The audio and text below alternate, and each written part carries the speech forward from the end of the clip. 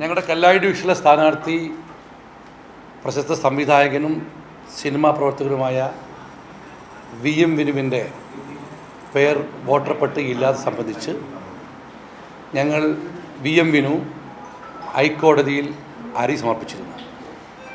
രൂക്ഷമായ വിമർശനത്തോടുകൂടി ആ ഹർജി ഹൈക്കോടതി തള്ളിയിരിക്കുന്നു. ജനാധിപത്യത്തിൽ വിശ്വസിക്കുന്ന പാർട്ടി എന്ന നിലക്ക് ഭരണഘടനയോടും നീതിപീഠത്തോടും എന്നും വിധേയമായി പ്രചുള്ള പാർട്ടി നിലക്ക് ആ കോടതി വിധി പൂർണ്ണമായും അംഗീകരിക്കുന്നു. കല്ലായി ഡിവിഷനിൽ പുതിയ സ്ഥാനാർത്ഥി നാളെ പ്രഖ്യാപിക്കും. കല്ലായിക്കടവത്ത് കഥയോർത്തിരുന്ന കലാകാരനെ വിളിച്ചിറക്കി അപമാനിക്കുന്നത് കൈപ്പിഴയല്ല, കഴിവുകേടല്ലേ? വോട്ടർ പട്ടികയിൽ പേരുൾപ്പെടാതെ പോയത് കഴിവുകേടെന്ന് VM വിനുവിനോടല്ല, കോൺഗ്രസിനെ കുറിച്ചാണെന്ന് സാധാരണക്കാരായ മലയാളികൾ മനസ്സിലാക്കുന്നു. നേരത്തെ സ്ഥാനാർത്ഥികളെ പ്രഖ്യാപിക്കുന്നതിലല്ല കാര്യം. കാര്യങ്ങൾ മുൻകൂട്ടി കണ്ട് പ്രശ്നങ്ങൾ പരിഹരിച്ചു പോകാൻ കഴിയാത്ത ഒരു പാർട്ടിയായി കോൺഗ്രസും മുന്നണിയായി UDFും മാറുകയാണോ? തെരഞ്ഞെടുപ്പിൽ മുൻപേ സ്ഥാനാർത്ഥികളെ പ്രഖ്യാപിച്ച് 3 ചുവട് മുൻപേ പോകാമെന്ന് കരുതിയ UDF 30 ചുവട് പിന്നിലായ കാഴ്ചയാണ് കാണുന്നത്. സ്ഥാനാർത്ഥി നിർണയം UDFിൽ സൃഷ്ടിച്ചിരിക്കുന്നത് ചെറിയ പ്രതിസന്ധിയല്ല. പ്രതിസന്ധികളുടെ ഒരു മലയിടിച്ചിലിൽപ്പെട്ട് കുഴങ്ങുകയാണ് കോൺഗ്രസും UDFും. കൂട്ടരാജിയും മറ്റു പാർട്ടികളിലേക്ക് ചേക്കേറലും തടയുന്നത് എങ്ങനെയെന്ന് തിരിച്ചറിയാൻ പോലും കഴിയാത്ത കോൺഗ്രസ് എങ്ങനെ തെരഞ്ഞെടുപ്പിനെ നേരിടും? ഇടതുപക്ഷമാണ് ശരിയെന്ന് വിളിച്ചു പറഞ്ഞ് 100 കണക്കിന് കോൺഗ്രസ്സുകാരാണ് ഓരോ ദിവസവും പാർട്ടി വിടുന്നത്. മതനിരപേക്ഷ വിശ്വാസികളായ കോൺഗ്രസ്സുകാർ ഇടതുപക്ഷത്തേക്കും വർഗീയത ഒളിപ്പിച്ച ഒരു ന്യൂനപക്ഷം BJPയിലേക്കും ചേക്കേറുന്നുണ്ട്. ലീഗ് നേതാവ് വരെ BJPയിലേക്ക് കുടിയേറുന്ന അവസ്ഥയിലേക്ക് UDFിൻ്റെ പരിതാപകരമായ അവസ്ഥ എത്തിച്ചേർന്നിരിക്കുന്നു. ഒരു മലവെള്ളപ്പാച്ചിലിൽ ഒലിച്ചു പോവുകയാണോ ഒരു മുന്നണി സംവിധാനമാകെ? ന്യൂസ് ആൻഡ് വ്യൂസ് ഇന്ന് ഈ വിഷയമാണ് ചർച്ച ചെയ്യുന്നത്. ചർച്ചയിൽ പങ്കെടുക്കുന്നത് CPIM നേതാവ് ഡോക്ടർ A സമ്പത്ത്, കോൺഗ്രസ് നേതാവ് റോണി K ബേബി, മുതിർന്ന മാധ്യമപ്രവർത്തകൻ A സജീവൻ എന്നിവരാണ്. സ്വാഗതം 3 പേർക്കും. ശ്രീ റോണി K ബേബി, ഒരുപക്ഷെ നമ്മൾ നേരത്തെ DCC അധ്യക്ഷൻ പ്രവീൺ കുമാർ ആദ്യം പറഞ്ഞത് അതിൽ വലിയ ചതി നടന്നു, കളി നടന്നു എന്നുള്ളതൊക്കെ തന്നെയാണ് VM വിനുവിൻ്റെ സ്ഥാനാർത്ഥിത്വവുമായി ബന്ധപ്പെട്ട്, ഈ വോട്ടർ പട്ടികയിൽ പേര് വരാതിരിക്കുന്നതുമായി ബന്ധപ്പെട്ട്. പക്ഷേ പിന്നീട് കേരളത്തിലെ ജനങ്ങൾക്കാകെ കാര്യങ്ങൾ ബോധ്യപ്പെട്ട് എന്തുകൊണ്ട് വന്നില്ല എന്ന കാര്യങ്ങൾ ഇന്ന് ഹൈക്കോടതി അടക്കം രൂക്ഷ വിമർശനത്തോടെ പറയുകയും ചെയ്തു. ഒരു സിനിമയിൽ പറയുന്നത് പോലെ സലിംകുമാർ ആണെന്ന് തോന്നുന്നു, നിങ്ങൾ എവിടെ പരിപാടി അവതരിപ്പിച്ചാലും ഇതാണല്ലോ സ്ഥിതി എന്ന് ചോദിക്കുന്നൊരു അവസ്ഥയിലേക്ക് ഇപ്പോൾ എത്തിച്ചേർന്നിട്ടുണ്ട് കോൺഗ്രസ്. മലയാളികൾ അങ്ങനെയാണ് വിലയിരുത്തുകയും ചെയ്യുന്നത്. ഇപ്പോൾ കൈരളി TV കോഴിക്കോട് ജില്ലാ കോൺഗ്രസ് കമ്മിറ്റിയുടെ അധ്യക്ഷന്റെ പത്ര സമ്മേളനത്തിലെ ചില ഭാഗങ്ങൾ ഇത് പ്രദർശിപ്പിക്കുകയുണ്ടായി. ഞാൻ കൈരളി TVയെ വെല്ലുവിളിക്കുക. നവംബർ 16-ാം തീയതി ഇതുപോലെ തന്നെ ഒരു സ്റ്റേറ്റ്മെന്റ് വന്നിട്ടുണ്ട്. ആ സ്റ്റേറ്റ്മെന്റ് ഇതാണ്: വീടുകൾ കയറണമെന്ന് പലതവണ പറഞ്ഞതാണ്, ഓരോ വോട്ടറെ കുറിച്ചും കൃത്യമായ ധാരണ വേണമെന്നും ഇപ്പോൾ കൂടുതലൊന്നും പറയുന്നില്ല. ഈ സ്റ്റേറ്റ്മെന്റ് അതാരാണ് പറഞ്ഞത് എന്ന് പുറത്തുവിടാൻ വേണ്ടി കൈരളി TVക്ക് കഴിഞ്ഞു. ഇത് പറഞ്ഞത് ആരാണെന്നറിയോ? MV ഗോവിന്ദൻ മാഷൻ, CPMന്റെ സംസ്ഥാന സെക്രട്ടറി. ഏത് കാര്യത്തിലാണെന്ന് പറയട്ടെ. കണ്ണൂർ ആന്തൂർ നഗരസഭയിലെ 6-ാം വാർഡിൽ CPM പ്രഖ്യാപിച്ച ജബ്ബാർ ഇബ്രാഹിം, അദ്ദേഹം മുഴുവൻ വീടുകളും കയറി ആ 6-ാം വാർഡിൽ പ്രചരണം നടത്തി. 1-ാം റൗണ്ട് പ്രചരണം തീർന്നു. അവസാനമാണ് അറിയുന്നത് അദ്ദേഹത്തിന്റെ പേര് വോട്ടർ പട്ടികയിലില്ല. അവിടെ ജബ്ബാർ ഇബ്രാഹിം എന്ന് പറയുന്ന CPMന്റെ സ്ഥാനാർത്ഥി പിൻവലിച്ച് പകരം V പ്രേമരാജനെ പാർട്ടി സ്ഥാനാർത്ഥിയായി പ്രഖ്യാപിച്ചു. അപ്പോൾ നമ്മൾ ഒരു ആക്ഷേപം ഉന്നയിക്കുമ്പോൾ അതിന്റെ ഒരു മറുവശം കൂടി ഉണ്ട് എന്ന് നമ്മൾ തിരിച്ചറിയണം. ഇത് എല്ലാ രാഷ്ട്രീയ പ്രസ്ഥാനങ്ങൾക്കും ഒക്കെ പറ്റുന്നതാണ് കാര്യങ്ങൾ.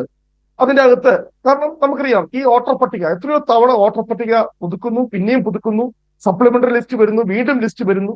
അപ്പോൾ ചില ആളുകളുടെയൊക്കെ പേര് അതിൻ്റെ അകത്ത് ഒഴിവാക്കപ്പെട്ടു പോകും. അവർ പോലും അറിയണമെന്നില്ല. നമ്മുടെ നാട്ടിൽ തന്നെ എത്രയോ ആളുകൾ തെരഞ്ഞെടുപ്പിനൊക്കെ വോട്ട് ചെയ്യാൻ വേണ്ടി വരുന്നു, വലിയ പ്രതീക്ഷയോടെ കഴിഞ്ഞ തെരഞ്ഞെടുപ്പിൽ വോട്ട് ചെയ്തവര്. പക്ഷെ വോട്ട് ചെയ്യാൻ വേണ്ടി വരുമ്പോഴായിരിക്കും അറിയുന്നത് അവരുടെ പേര് വോട്ടർ പട്ടികയിൽ നിന്നും ഒഴിവാക്കിയിട്ടുണ്ട്, റിമൂവ് ചെയ്തിട്ടുണ്ട്. അപ്പോൾ ഒരു ഒറ്റപ്പെട്ട സംഭവത്തെ ചൂണ്ടിക്കാണിച്ചുകൊണ്ട് കോൺഗ്രസിനെ കടന്നാക്രമിക്കുമ്പോൾ ഇത് CPMനും ഇതുപോലെയുള്ള അവസ്ഥകൾ ഉണ്ടായിട്ടുണ്ട് എന്ന് CPM കൂടി തിരിച്ചറിയുന്നത് നല്ലതായിരിക്കും. ഇവിടെ പറഞ്ഞു UDF-ൽ നിന്നും കോൺഗ്രസിൽ നിന്നും ഒക്കെ വലിയ ഒഴുക്കാണത്രേ BJP-യിലേക്കും അല്ലെങ്കിൽ CPM-ലേക്കും. എന്റെ തൊട്ടടുത്തുള്ള പൂഞ്ഞാർ തെക്കേക്കര ഗ്രാമപഞ്ചായത്ത് പ്രസിഡന്റ് കഴിഞ്ഞ 5 വർഷം CPM-ന്റെ പ്രസിഡന്റ് ആയിരുന്നു. അതൊക്കെ നേരെ പോയത് BJP-യിലേക്കാണ്. അങ്ങ് പരിശോധിക്കേ. കോട്ടയം ജില്ലയിലുള്ള കൈരളി TV-യുടെ റിപ്പോർട്ടർ സനോജ് സുരേന്ദ്രൻ അദ്ദേഹത്തെ വിളിച്ച് ഒന്ന് ചോദിച്ചു നോക്കിയേ, പൂഞ്ഞാർ തെക്കേക്കരയിലെ ഗ്രാമപഞ്ചായത്ത് പ്രസിഡന്റ് CPM-ന്റെ പ്രസിഡന്റ് ഏത് പാർട്ടിയിലാണ് പോയി ചേർന്നത് എന്ന്. അതുപോലെ പത്തനംതിട്ട ജില്ലയിൽ കഴിഞ്ഞ ദിവസമാണ് ഇടതുപക്ഷത്തിന്റെ ജില്ലാ പഞ്ചായത്ത് അംഗം നേരെ വന്ന് കോൺഗ്രസിൽ ചേർന്നത്. അങ്ങനെ കേരളം മുഴുവൻ എത്രയോ ഉദാഹരണങ്ങൾ, തിരുവനന്തപുരം കോർപ്പറേഷനിൽ ഉൾപ്പെടെ എത്രയോ ഉദാഹരണങ്ങൾ ചൂണ്ടിക്കാണിക്കാൻ സാധിക്കും. CPM-ന്റെ തെരഞ്ഞെടുക്കപ്പെട്ട പഞ്ചായത്ത് അംഗങ്ങൾ, നഗരസഭാ കൗൺസിലർമാർ പാർട്ടിയിൽ നിന്നും, ജില്ലാ പഞ്ചായത്ത് അംഗങ്ങൾ പാർട്ടിയിൽ നിന്നും രാജിവെച്ച കാസർഗോഡ് ഉൾപ്പെടെ എത്രയോ സംഭവങ്ങൾ ഇവിടെ വാർത്തകൾ റിപ്പോർട്ട് ചെയ്യുന്നു. പാലക്കാട് ഉൾപ്പെടെ ബ്രാഞ്ച് സെക്രട്ടറി CPM-ൽ നിന്നും രാജിവെച്ച് സ്വതന്ത്രനായി റിബലായി കോൺഗ്രസിൽ ചേർന്ന് മത്സരിക്കുന്നു. അപ്പോൾ ഇതൊക്കെ ഈ തദ്ദേശ സ്വയംഭരണ സ്ഥാപന തെരഞ്ഞെടുപ്പുകളിലൊക്കെ സ്വാഭാവികമാണ്. ഇപ്പോൾ നമ്മൾ മറ്റൊരു വിഷയവും ചർച്ച ചെയ്യാനില്ലാതെ ഇതിനൊക്കെ രാഷ്ട്രീയമായി ഇങ്ങനെയൊക്കെ അങ്ങനെ ചർച്ച ചെയ്യുക. ഇന്ന് ബഹുമാനപ്പെട്ട കേരള ഹൈക്കോടതിയുടെ വിധി വന്നിട്ടുണ്ട്. തിരുവനന്തപുരം കോർപ്പറേഷനില് അവിടെ പേര് ഒഴിവാക്കപ്പെട്ട വൈഷ്ണവ് സുരേഷിന്റെ സംഭവം വന്നിട്ടുണ്ട്. അത് ചർച്ച ചെയ്യുക. ഈ കേന്ദ്ര സർക്കാർ നടപ്പാക്കുന്ന SIR-നെതിരെയൊക്കെ നമ്മൾ വാദോരാതെ പറയുമ്പോൾ ഇങ്ങനെയുള്ള കാര്യങ്ങൾ കൂടിയൊക്കെ ചർച്ച ചെയ്യേണ്ടതുണ്ട് എന്ന് ഞാൻ കൈരളി TV-യുടെ ബഹുമാനപ്പെട്ട ആങ്കറോട് ഞാൻ അഭ്യർത്ഥിക്കാൻ വേണ്ടി. താങ്കൾ പറഞ്ഞ ഈ നവംബർ 16-ാം തീയതി ഗോവിന്ദൻ മാഷ് പറഞ്ഞ ആന്തൂർ നഗരസഭയിലെ ആ പ്രശ്നം പരിശോധിക്കാവുന്നതാണ്. താങ്കൾ പറഞ്ഞതുകൊണ്ട് അത് പരിശോധിക്കുകയും ചെയ്യും. പക്ഷേ സമ്പത്ത്, ഒരുപക്ഷെ നമ്മൾ പറഞ്ഞത് കേരളത്തിൽ ഒരുപക്ഷെ മാധ്യമങ്ങളിൽ വന്നുകൊണ്ടിരിക്കുന്നത്, കേരളത്തിൽ ഒരു കാലത്തും കേരളത്തിൽ ഒരു മാധ്യമവും CPM-നെ ഇടതുപക്ഷത്തെ തലോടിയിട്ടില്ല. ഈ പറയുന്ന ആന്തൂർ നഗരസഭയിലെ വിഷയമടക്കം മറ്റു പലയിടങ്ങളിൽ റോണി കെ ബേബി പറയുന്നത് പോലെ പലരും BJP-യിലേക്ക് ചേക്കേറുന്നുവെങ്കിൽ സ്വാഭാവികമായും മനോരമയിലെ 1-ാം പേജ് വാർത്തയിൽ വരേണ്ടതാണത്, മാതൃഭൂമിയിൽ വരേണ്ടതാണ്, മറ്റു മാധ്യമങ്ങൾ ചർച്ച ചെയ്യേണ്ടതാണ്. ഏതായാലും ഇപ്പോൾ റോണി കെ ബേബി പറഞ്ഞതിൽ ഒരു ആശ്വാസം അദ്ദേഹം കണ്ടെത്തുന്നുണ്ട്. കോൺഗ്രസിൽ നിന്ന് പോകുന്നതിനേക്കാൾ കൂടുതൽ CPM-ലെ നിന്ന് ആളുകൾ പോകുന്നു എന്നാണ് അദ്ദേഹം പറഞ്ഞു വെക്കുന്നത്. പക്ഷേ റോണി കെ ബേബി, ഒരു പക്ഷേ ഇന്ന് ഈ എന്തുകൊണ്ട് VM വിനുവിനെ മാധ്യമങ്ങളടക്കം ഇത്ര ചർച്ച ചെയ്തു എന്ന് പറഞ്ഞാൽ, നിങ്ങളുടെ പാർട്ടി ആദ്യം തന്നെ മേയർ സ്ഥാനാർത്ഥിയായി പ്രഖ്യാപിച്ചുകൊണ്ട് വന്നതാണ് ഈ VM വിനുവിനെ.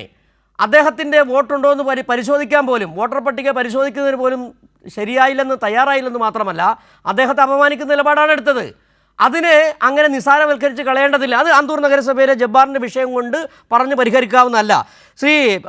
സമ്പത്ത്, ഇപ്പോൾ റോണി കെ ബേബി ചൂണ്ടിക്കാട്ടിയതുപോലെ വ്യാപകമായി ഈ BJP-യിലേക്ക് CPM-കാർ പോകുന്നുണ്ടോ? സിജു, ഞാൻ പ്രൊഫസർ റോണി കെ ബേബിയുമായി ഏതെങ്കിലും ഒരു രാഷ്ട്രീയമായ തർക്കത്തിനൊന്നും ഞാൻ ഈ വേദി ഉപയോഗിക്കുന്നതേ ഇല്ല. കാരണം സിജു, നമുക്കെല്ലാം അറിവുള്ളതുപോലെ തന്നെ അദ്ദേഹം കോൺഗ്രസിൻ്റെ പ്രതിനിധി എന്നുള്ള നിലയിൽ നമ്മുടെ എല്ലാ മാധ്യമ ചർച്ചകളിലും അദ്ദേഹം പുലർത്തുന്നതായിട്ടുള്ള അദ്ദേഹത്തിൻ്റെതായ ഒരു നിലവാരവും അദ്ദേഹത്തിൻ്റെ വാക്കുകൾ അദ്ദേഹം ഉപയോഗിക്കുന്നതും അദ്ദേഹത്തിൻ്റെ വാദഗതികളിലുമെല്ലാം അദ്ദേഹം പുലർത്തുന്നതായിട്ടുള്ള അതിൻ്റെ ഒരു അങ്ങേറ്റത്തെ ബഹുമാനം അദ്ദേഹത്തോട് തോന്നിപ്പോകും നമ്മളത്തരം കാര്യങ്ങൾ. അങ്ങനെ അദ്ദേഹം ഒരു സാധാരണഗതിയിൽ മറ്റു പലരും, പ്രത്യേകിച്ച് ഞാനിപ്പോൾ പറയുന്നത് ഈ BJP-കാർക്കൊക്കെ ആണെങ്കിൽ അവർക്കൊക്കെ ഒരു തെറ്റിദ്ധാരണയുണ്ട്. എന്ത് കള്ളവും അവർക്ക് പറയാം, അത് അവരുടെ മൗലിക അവകാശമാണ് എന്നുള്ളതും, ഒരു കള്ളം തന്നെ 100 തവണ പറഞ്ഞാൽ അത് സത്യമായിക്കോളും എന്നുള്ള ഗീബൽസൺ സിദ്ധാന്തത്തിൻ്റെ ചില കോൺഗ്രസിൻ്റെ സുഹൃത്തുക്കളും ഇത്തരത്തിൽ ഒരു മുമ്പേ ഗമിച്ചിടുന്ന ഗോകുതനുടെ പിന്നാലെ എന്നുള്ള നിലയിലേക്ക് പലരും ചേർന്നു. പക്ഷേ പ്രൊഫസർ റോണി ഇതുവരെ അങ്ങനെ ഒരു ചർച്ചയിലും ചെയ്തിട്ടില്ല. ഇപ്പോഴും അദ്ദേഹം അങ്ങനെ ചെയ്യുമെന്നുള്ള വിശ്വാസത്തിലല്ല. അദ്ദേഹം പറഞ്ഞ ചില വിഷയങ്ങളെ സംബന്ധിച്ച് ഇപ്പോൾ എന്നെക്കാൾ കുറച്ചുകൂടി അത് ഒരുപക്ഷെ സജീവന് കുറച്ചുകൂടി അത് സ്വതന്ത്രമായി പറയാൻ കഴിയും. ഞാനിപ്പോൾ CPM-ൻ്റെ പ്രതിനിധി എന്നുള്ള നിലയിൽ ഈ ചർച്ചയിൽ പങ്കെടുക്കുമ്പോൾ, ഒന്ന്, നമ്മുടെ കേരളത്തിൽ ഇപ്പോൾ നടക്കുന്നതായിട്ടുള്ള, ഞാനൊരു 4 മിനിറ്റ് എടുത്തോട്ടെ, ഏതാണ്ടൊരു 19,950 അല്ലേ, വിവിധ ഡിവിഷനുകളും വാർഡുകളും എല്ലാം കൂടി ചേർന്ന് വരുമ്പോഴത്തേക്ക് കേരളത്തിൽ അത്തരത്തിൽ 1200-ഓളം ഈ നമ്മുടെ ഗ്രാമപഞ്ചായത്ത്, ബ്ലോക്ക് പഞ്ചായത്ത്, ജില്ലാ പഞ്ചായത്ത്, പിന്നെ മുനിസിപ്പാലിറ്റികൾ, കോർപ്പറേഷനുകൾ, നഗരസഭകൾ, തിരുവനന്തപുരം ഉൾപ്പെടെ. അപ്പോൾ അതെല്ലാം കൂടി വരുമ്പോൾ ഈ ഗ്രാമപഞ്ചായത്തുകളിൽ എൻ്റെ കയ്യിലുള്ള കണക്കനുസരിച്ചാണെങ്കിൽ 17,337 വാർഡുകൾ, ബ്ലോക്ക് പഞ്ചായത്തിൽ 2,080 വാർഡുകൾ, ജില്ലാ പഞ്ചായത്തുകളിൽ 331 ഡിവിഷനുകൾ, മുനിസിപ്പാലിറ്റികൾ 3,113 വാർഡുകൾ, കോർപ്പറേഷനുകളിലായി 414 വാർഡുകൾ. ഇതാണ് എൻ്റെ കയ്യിലുള്ളൊരു ഏകദേശ കണക്ക്. ചെറിയ ഒരുപക്ഷെ വർധനവായിരിക്കാം ഉണ്ടാവുക. അപ്പോൾ ഇതിൽ പല ആളുകളും ഇപ്പോൾ നമ്മൾ കേൾക്കുന്നതായിട്ടുള്ളൊരു കാര്യമുണ്ട്. അതിപ്പോൾ ഈ ഒരു പാർട്ടിയിൽ നിന്ന് മറ്റൊരു പാർട്ടിയിലേക്ക് മാറുന്നു, അങ്ങനെയൊക്കെ ഉള്ള കാര്യങ്ങൾ. ഇതെല്ലാം എന്താണെന്ന് വെച്ചാൽ പലപ്പോഴും പലയിടത്തും അത് കോൺഗ്രസ് അല്ലെങ്കിൽ CPM അല്ലെങ്കിൽ BJP അല്ലെങ്കിൽ മറ്റു പലതിലും ഈ രാഷ്ട്രീയ ബോധത്തിൻ്റെ കുറവ് തന്നെയാണ് ഒന്ന്. അതെന്തുകൊണ്ട് എന്ന് ചോദിച്ചാൽ എനിക്ക് മത്സരിക്കണം. നമ്മുടെ ഇപ്പോൾ ഞങ്ങളുടെയൊക്കെ പാർട്ടിയിൽ പറയും ഈ പാർലമെൻ്ററി വ്യാമോഹം എന്നുള്ളത് ഒരു പാർലമെൻ്ററി അത്യാഗ്രഹം എന്നുള്ളത്. പാർലമെൻ്ററി വ്യാമോഹം എന്നുള്ളത് മറ്റൊരു കാര്യമാണ്. പാർലമെൻ്ററി രംഗം കൊണ്ട് എല്ലാ കാര്യങ്ങളും പരിഹരിച്ച് കളയാമെന്നുള്ള വ്യാമോഹമാണ്. എനിക്ക് മത്സരിക്കണം, ചോരെഴുത്തൻ്റെ പേരുകളെല്ലാം ഇങ്ങനെ ഉണ്ടാവണം, പോസ്റ്ററുകളൊക്കെ ഉണ്ടാവണം, അങ്ങനെ ഞാൻ ഈ ഡിവിഷനിൽ അല്ലെങ്കിൽ ഈ വാർഡിൽ ഞാനായാലേ ശരിയാവുള്ളൂ എന്നൊക്കെ ഉള്ളത്. നമ്മളെല്ലാം അത്തരത്തിലുള്ളൊരു കാര്യത്തിൻ്റെ അല്ല. പ്രൊഫസർ റോണിക്ക് ബേബിയും ഈ കാര്യത്തിൽ എന്നോട് സമ്മതിക്കുമെന്ന് തോന്നുന്നു. രാഷ്ട്രീയ പ്രവർത്തകർ എന്നുള്ള നിലയിൽ പൊതുപ്രവർത്തകരായി അത്തരത്തിൽ പ്രവർത്തിക്കുമ്പോൾ തെരഞ്ഞെടുപ്പുകൾ വരുമ്പോഴും എല്ലാ തെരഞ്ഞെടുപ്പുകളിലും അങ്ങനെ എല്ലാവരും മത്സരിക്കാൻ വേണ്ടിയിട്ടുള്ളൊരു കാര്യത്തിൻ്റെ അല്ല. ഇവിടെ ഇപ്പോൾ കോൺഗ്രസിൻ്റെ ഈ ഒരു കാര്യത്തെ സംബന്ധിച്ച് നമ്മളറിയാം. മറ്റു വിഷയങ്ങളില്ലാത്തത് കൊണ്ട് എന്നുള്ള നിലയിലേക്ക് ഞാൻ പറയുന്നില്ല. ഞാൻ തൊഴിൽ കൊണ്ട് ഞാൻ അഭിഭാഷകനാണ്, ഇപ്പോഴും ഞാൻ അഭിഭാഷകനാണ്. ബഹുമാനപ്പെട്ട കേരള ഹൈക്കോടതി ശ്രീ വിനുവിൻ്റെ കാര്യത്തിൽ എന്താണ് ആ വിധിന്യായത്തിൽ പറഞ്ഞിട്ടുള്ളത്? നാട്ടിലെ മാധ്യമങ്ങളിലെല്ലാം ഈ കാര്യം റിപ്പോർട്ട് ചെയ്തു വന്നതാണ്. അതിൽ പറഞ്ഞിട്ടുള്ള കാര്യങ്ങൾ ഞാനിവിടെ ആവർത്തിക്കുന്നില്ല. സിജുവിൻ്റെ കയ്യിലുണ്ട്. ഞാനായിട്ടത് അങ്ങനെ പറഞ്ഞ് അദ്ദേഹത്തെ വേദനിപ്പിക്കാനായി ഞാൻ ആഗ്രഹിക്കുന്നില്ല. ഹർജി തള്ളി എന്നുള്ളതല്ല വിഷയം. ഹർജി സ്വാഭാവികമായി ഇപ്പോൾ അവിടെ യെസ് ഓർ നോ മാത്രമേ പറയാൻ കഴിയുള്ളൂ. തെരഞ്ഞെടുപ്പുമായി ബന്ധപ്പെട്ട ഇത്തരം കാര്യം ഈ തെരഞ്ഞെടുപ്പ് ഹർജി നമ്മൾ പലപ്പോഴും പറയുമല്ലോ. ഈ ഹൈക്കോടതി വിചാരണ ചെയ്യുന്നത് വാസ്തവത്തിൽ ഈ MLA-മാരുടെ അല്ലെങ്കിൽ MP-മാരുടെ തെരഞ്ഞെടുപ്പുമായി ബന്ധപ്പെട്ടുള്ള ഇലക്ഷൻ ഹർജികൾ മാത്രമാണ്. മറ്റൊന്നിലും വിചാരണയില്ല. അപ്പോൾ ഇതിലൊന്നും ഹൈക്കോടതിയിലേക്ക് ഇത് ചെല്ലുന്നത് ഇപ്പോൾ നോമിനേഷൻ തള്ളപ്പെട്ടു എന്നുള്ള കാരണത്താലാണ്. വോട്ടർ പട്ടികയിൽ പേരുണ്ടാവണം. ഏറ്റവും ഒടുവിലത്തെ വോട്ടർ പട്ടികയിൽ പേരുണ്ടാവണം. ആ വോട്ടർ പട്ടികയിൽ പേരുള്ളതും ആ അഡ്രസ്സും അത്തരം കാര്യങ്ങൾ വെച്ചുകൊണ്ടാണ് ഇത് തെരഞ്ഞെടുപ്പ് കമ്മീഷൻ ഇക്കാര്യത്തെ സംബന്ധിച്ചുള്ളത്. തെരഞ്ഞെടുപ്പ് കമ്മീഷനിൽ എപ്പോഴും ഞാൻ മത്സരിച്ചിട്ടുള്ള തെരഞ്ഞെടുപ്പുകളിലും അതെ, ഇപ്പോഴും നമ്മൾ ഈ തെരഞ്ഞെടുപ്പുമായി ബന്ധപ്പെട്ടുള്ള റിട്ടേണിംഗ് ഓഫീസർമാരും അത്തരത്തിലുള്ളവരും പറയും, ഞങ്ങളെ നിയോഗിച്ചിട്ടുള്ളത് സമർപ്പിക്കപ്പെടുന്ന ഈ നാമനിർദ്ദേശ പത്രികകൾ അതെല്ലാം തള്ളിക്കളയാനല്ല. പണ്ടുകാലത്ത് ഇപ്പോൾ ശ്രീ സജീവനും അതുപോലെ തന്നെ പ്രൊഫസർ റോണിയും ഞാനും എല്ലാം പഠിക്കുന്ന കാലത്തൊക്കെ ഈ സ്കൂളുകളിലുള്ളൊരു കാര്യം കുട്ടികൾക്ക് എന്തറിയില്ല എന്നുള്ളത്, മാർക്ക് എങ്ങനെ നൽകാതിരിക്കാം എന്നുള്ളതൊക്കെയാണ് പണ്ട് കാലത്ത്. ഇതങ്ങനെയല്ല, കുട്ടികൾക്ക് എന്തൊക്കെ അറിയാം എന്നുള്ളത് അത് കുറച്ചുകൂടി സഹായകമായ നിലയിൽ കുട്ടികൾക്ക് മാർക്ക് അങ്ങനെ നൽകുന്ന നിലയിൽ, അല്ല കുട്ടികൾക്ക് അറിഞ്ഞുകൂടാത്തത് എന്നുള്ള നിലയിലേക്ക് നെഗറ്റീവായിട്ടാണ് ആ പണ്ട് കാലത്ത് പലപ്പോഴും എടുത്തിരുന്നതെങ്കിൽ അതിന് മാറ്റം വന്നു. അപ്പോൾ ഭരണാധികാരിയുടെ ജോലി എന്താണ്? ചെറിയ പിശകുകൾ എന്തെങ്കിലും ഉണ്ടെങ്കിൽ ആ ചെറിയ പിശകുകൾ തിരുത്താനായുള്ള അവസരം കൊടുത്തുകൊണ്ട് ആ കാര്യത്തിൽ പരമാവധി, കാരണം ഇത് തെരഞ്ഞെടുപ്പാണ്, വോട്ടവകാശം എന്നുള്ളത് അതുപോലെ തന്നെ ഈ തെരഞ്ഞെടുപ്പ് ജനാധിപത്യ പ്രക്രിയയുടെ അനിവാര്യ ഭാഗമാണ്. ആ ഒരു സ്ഥാനാർത്ഥിയെ അങ്ങനെ തള്ളിക്കളയേണ്ടതായിട്ടില്ല. എന്നാൽ വോട്ടർ പട്ടികയിൽ പേരില്ലെങ്കിലോ? അപ്പോൾ ഇവിടെ CPM-ൻ്റെ കോഴിക്കോട് ജില്ലാ സെക്രട്ടറി മെഹബൂബ് പറഞ്ഞ കാര്യം, അത് അദ്ദേഹം പറഞ്ഞത് വളരെ മാന്യമായിട്ടാണ് ആ ഒരു കാര്യത്തെക്കുറിച്ച് പറഞ്ഞത്. DCC പ്രസിഡൻറ്റിൻ്റെ ഇക്കാര്യത്തിലുള്ള ഖേദപ്രകടനത്തെ സംബന്ധിച്ച് അദ്ദേഹം അത് മുഖവിലക്കെടുത്തുകൊണ്ടാണ്. രാഷ്ട്രീയമായി നമുക്ക് ആരോപണ പ്രത്യാരോപണങ്ങളോ വല്ലാതെ ചെളിവാരി എറിയലോ ഒക്കെ ആണെങ്കിൽ അത് പലതും പറയാം. ഇവിടെ ഒരു കാര്യം, ഈ പറഞ്ഞിട്ടുള്ള സ്ഥാനാർത്ഥിയായി അവർ കണ്ടെത്തിയ ആൾ നമ്മളെല്ലാവരും അറിയുന്നൊരു വ്യക്തിയാണ്. അതുകൊണ്ട് തന്നെ കൂടുതൽ ജാഗ്രത അവിടെ ഉണ്ടാവേണ്ടിയിരുന്നു. അതുണ്ടായോ? മേയർ സ്ഥാനാർത്ഥിയാണ് എന്ന് CPM അങ്ങനെ ഒരിടത്ത് മേയർ സ്ഥാനാർത്ഥിയാണ് ഇന്നാരെന്ന് പറഞ്ഞിട്ട് അങ്ങനെ ഒരു പ്രഖ്യാപനമൊന്നും മുമ്പ് നടത്താറില്ല, ഇപ്പോഴും നടത്താറില്ല. അങ്ങനെ മേയർ സ്ഥാനാർത്ഥിയാണെന്ന് പറയാറില്ല. പല മാധ്യമങ്ങളും പല കാര്യങ്ങളും പറയും. അതിപ്പോൾ മാധ്യമങ്ങൾ പറയുന്നതിന് നമുക്കൊന്നും ചെയ്യാൻ പറ്റില്ല. കേരളത്തിലെ ചില വർത്തമാന പത്രങ്ങൾ എല്ലാ ദിവസവും വായിക്കുകയാണെങ്കിൽ ഇപ്പോൾ പലരും പറയാറുള്ളൊരു കാര്യമുണ്ട്, എല്ലാ ദിവസവും മദ്യപിക്കണ്ട, കാരണം ആ വർത്തമാന പത്രം വായിച്ചാൽ മതി. ചിലർ ഈ മയക്കുമരുന്നിന് അടിമകളായിട്ടുള്ളവരുണ്ട്. MDMA ഉൾപ്പെടെയുള്ള മറ്റു പല കാര്യങ്ങളും അത്തരം കാര്യങ്ങൾ. എൻ്റെ ഗവേഷണ പ്രബന്ധവുമായി ബന്ധപ്പെട്ട വിഷയം കൂടി അതാണ്. ഒരു മയക്കുമരുന്നും ഉപയോഗിക്കേണ്ട, ഈ പത്രം ദിവസവും വായിച്ചാൽ മതി എന്ന് പറയുന്ന നിലയിലേക്ക് കേരളത്തിലെ ഈ മാധ്യമ സംസ്കാരം അങ്ങനെ എത്തപ്പെട്ടിട്ടുണ്ട്. അവരെന്തോ പറയട്ടെ, കോൺഗ്രസ് ഇക്കാര്യത്തിൽ അദ്ദേഹത്തെ വാസ്തവത്തിൽ അപമാനിക്കുന്ന നിലയിലേക്കല്ലേ എത്തിച്ചത്? അല്ലേ?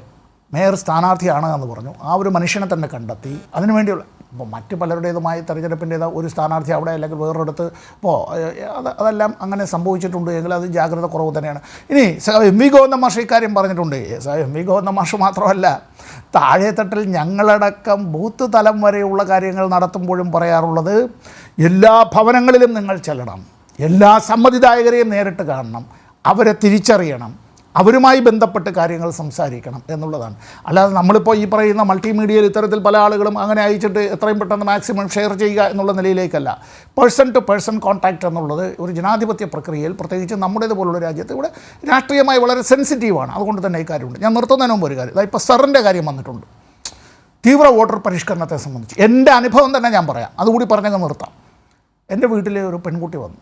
ഞാൻ തെരഞ്ഞെടുപ്പ് പ്രവർത്തനങ്ങളുമായി ബന്ധപ്പെട്ട് പൊതുയോഗത്തിന് ഇറങ്ങാനായിട്ട് നിൽക്കുമ്പോഴാണ് വന്നത്. വൈകുന്നേരം 5 മണി കഴിഞ്ഞതിന് ശേഷം അകത്തേക്ക് വന്നോട്ടെ എന്ന് ചോദിക്കുകയാണ്. ആ പെൺകുട്ടി മാത്രമാണുള്ളത്. അപ്പോൾ ഞാൻ അപ്പോൾ എന്താ കാര്യം എന്ന് ചോദിച്ചു. അപ്പോൾ ഞാൻ ഇന്നാരാണ് എന്ന് പറഞ്ഞ് ശരി. അപ്പോൾ പറയുമ്പോൾ ഞാൻ എന്ത് പറയണം, ആ കുട്ടിയുടെ കയ്യിലിരിക്കുന്ന രേഖകൾ ഒറ്റയ്ക്ക് എനിക്ക് ആ വീട്ടിൽ ഒരു പുരുഷനെന്നുള്ള നിലയിൽ എനിക്ക് വാങ്ങിയ അത്തരം കാര്യങ്ങൾ പരിശോധിക്കാൻ എനിക്ക് തന്നെ ഒരു പരിമിതിയുണ്ട്. നോക്കുമ്പോൾ എൻ്റെ 8 കൊല്ലം മുമ്പ് മരണപ്പെട്ടു പോയ എൻ്റെ പിതാവിന് 100 വയസ്സായി ആ വോട്ടർ പട്ടികയിലുണ്ട്. എന്നാൽ എൻ്റെ പിതാവ് മരണപ്പെടുമ്പോഴും ജീവിച്ചിരുന്നതായിട്ടുള്ള എൻ്റെ മാതാവിൻ്റെ പേര് ആ വോട്ടർ പട്ടികയിലില്ല. എൻ്റെ ഭാര്യയുടെ പേര് വോട്ടർ പട്ടികയിലില്ല. ഈ കഴിഞ്ഞ തെരഞ്ഞെടുപ്പിലും പാർലമെൻറ്റ് തെരഞ്ഞെടുപ്പിലും നിയമസഭാ തെരഞ്ഞെടുപ്പിലും വോട്ട് ചെയ്ത് സ്റ്റാറ്റസ് അടക്കമിട്ട എൻ്റെ മകൾ, അവൾ ക്ലിനിക്കൽ സൈക്കോളജിസ്റ്റാണ്, അവളുടെ പേര് വോട്ടർ പട്ടികയിലില്ല. 2002 വോട്ടർ പട്ടികയുമായിട്ടാണ് ഈ കുട്ടി വന്നിരിക്കുന്നത്. ഈ കുട്ടി പറയുന്ന പല കാര്യങ്ങളും എനിക്ക് തന്നെ മനസ്സിലാകുന്നില്ല. അങ്ങനെയാണ് എങ്കിൽ നമ്മുടെ നാട്ടിലെ തന്നെ തീരെ ഇത്തരം കാര്യങ്ങളിൽ ഒരു പ്രാഥമിക വിദ്യാഭ്യാസം മാത്രം ലഭിച്ചിട്ടുള്ള പലർക്കും അങ്ങനെ മനസ്സിലാകും. അല്ലെങ്കിൽ ഉത്തരേന്ത്യയിലെ വിദ്യാഭ്യാസം പോലും ലഭിച്ചിട്ടില്ലാത്ത ആളുകൾ. സമ്പത്ത് അത് തന്നെയാണ്. അത് SIR-മായി ബന്ധപ്പെട്ട ഈ ആശങ്കകൾ അതിൽ തന്നെ നമുക്ക് മനസ്സിലാക്കാൻ കഴിയുന്നുണ്ട്. ഇപ്പോൾ ആദ്യഘട്ടത്തിൽ ഈ VD സതീശനൊക്കെ എടുത്ത നിലപാട് ആദ്യം പറഞ്ഞത് CPM ഇത്തരത്തിൽ BLO-മാരെ വിരട്ടുന്നതാണ്, ഇന്ന് മാറ്റി BLO-മാരാണ് ഈ രാഷ്ട്രീയം കളിച്ചാൽ പ്രശ്നമാണ്. ഏതായാലും SIR-മായി ബന്ധപ്പെട്ട വിഷയങ്ങൾ നമുക്ക് വേറെ തരത്തിൽ തന്നെ ചർച്ച ചെയ്യേണ്ടതുണ്ട്. ശ്രീ എ സജീവൻ, ഒരുപക്ഷേ ഈ സമ്പത്ത് ചൂണ്ടിക്കാട്ടിയതുപോലെ തന്നെയാണ് ഈ ഒരു ജാഗ്രത കുറവ് ഏതൊരു രാഷ്ട്രീയ പ്രസ്ഥാനമായാലും ഒരു തെരഞ്ഞെടുപ്പിലേക്ക് വരുമ്പോൾ ആദ്യമായി 1, 2, 3, 4 വട്ടം ഈ വോട്ടർ പട്ടിക പരിശോധന എന്ന് പറയുന്നത് നടത്താറുണ്ട്. അത് നേരത്തെ വളരെ നെഗറ്റീവായിട്ടാണ് റോണി കെ ബേബി പറഞ്ഞെങ്കിലും വീടുകൾ കയറി ഇറങ്ങുക തന്നെ ചെയ്യും രാഷ്ട്രീയ പ്രവർത്തകർ. അത് കോൺഗ്രസ് ആയാലും BJP ആയാലും CPM ആയാലും CPI ആയാലും എല്ലാം അങ്ങനെ തന്നെയാണ്. ഇവിടെ ഒരു ജാഗ്രതക്കുറവ്, അത് നിസ്സാരമായ ജാഗ്രതക്കുറവല്ല.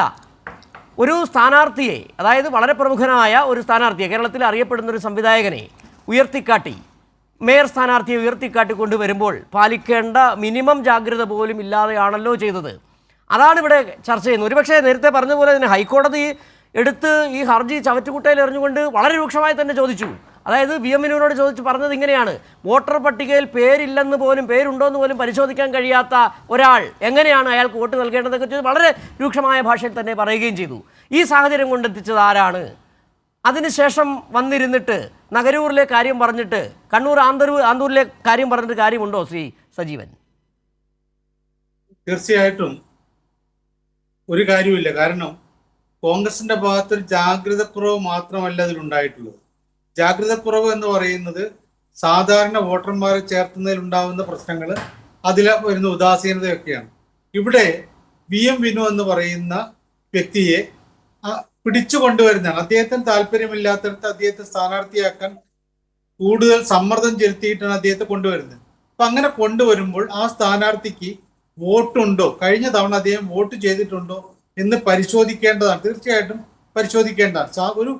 ഒരു വോട്ടർക്ക് വോട്ടുണ്ടോ ഇല്ലയോ എന്ന് വോട്ടറെ ചേർത്തുന്നതിലൊക്കെ വന്നുള്ള ഉദാസീനതയൊക്കെ നമുക്ക് കാണാം, അത് മനസ്സിലാക്കാം. അത് പലപ്പോഴും അങ്ങനെ സംഭവിക്കാറുണ്ട്. പക്ഷെ എന്തായാലും സ്ഥാനാർത്ഥി എന്ന് പറയുന്നത് ഒരു കോൺഗ്രസ്സുകാരനല്ല, കോൺഗ്രസ് പ്രവർത്തകനല്ലാത്ത ഒരാൾ, അങ്ങനെയുള്ള ഒരാളെ വിളിച്ചു കൊണ്ടുവരുമ്പോൾ അദ്ദേഹത്തിന് വോട്ടുണ്ടോ, അദ്ദേഹം കഴിഞ്ഞ തവണ വോട്ട് ചെയ്തിട്ടുണ്ടോ നോക്കണം. വിനു പറയുന്നതും പ്രശ്നം വരുന്ന ഇതാണ്. വിനുവും അവിടെ ഉള്ള വാർഡ് കൗൺസിലറൊക്കെ പറയുന്നത് അദ്ദേഹം വോട്ട് ചെയ്തിട്ടുണ്ട് എന്നാണ്. പക്ഷെ വോട്ടർ പട്ടികയിൽ പേരില്ല എന്ന് കൃത്യമായിട്ടും അതിന്റെ ഉദ്യോഗസ്ഥന്മാർക്ക് കാണിച്ചു കൊടുക്കാൻ പറ്റുന്നുണ്ട്.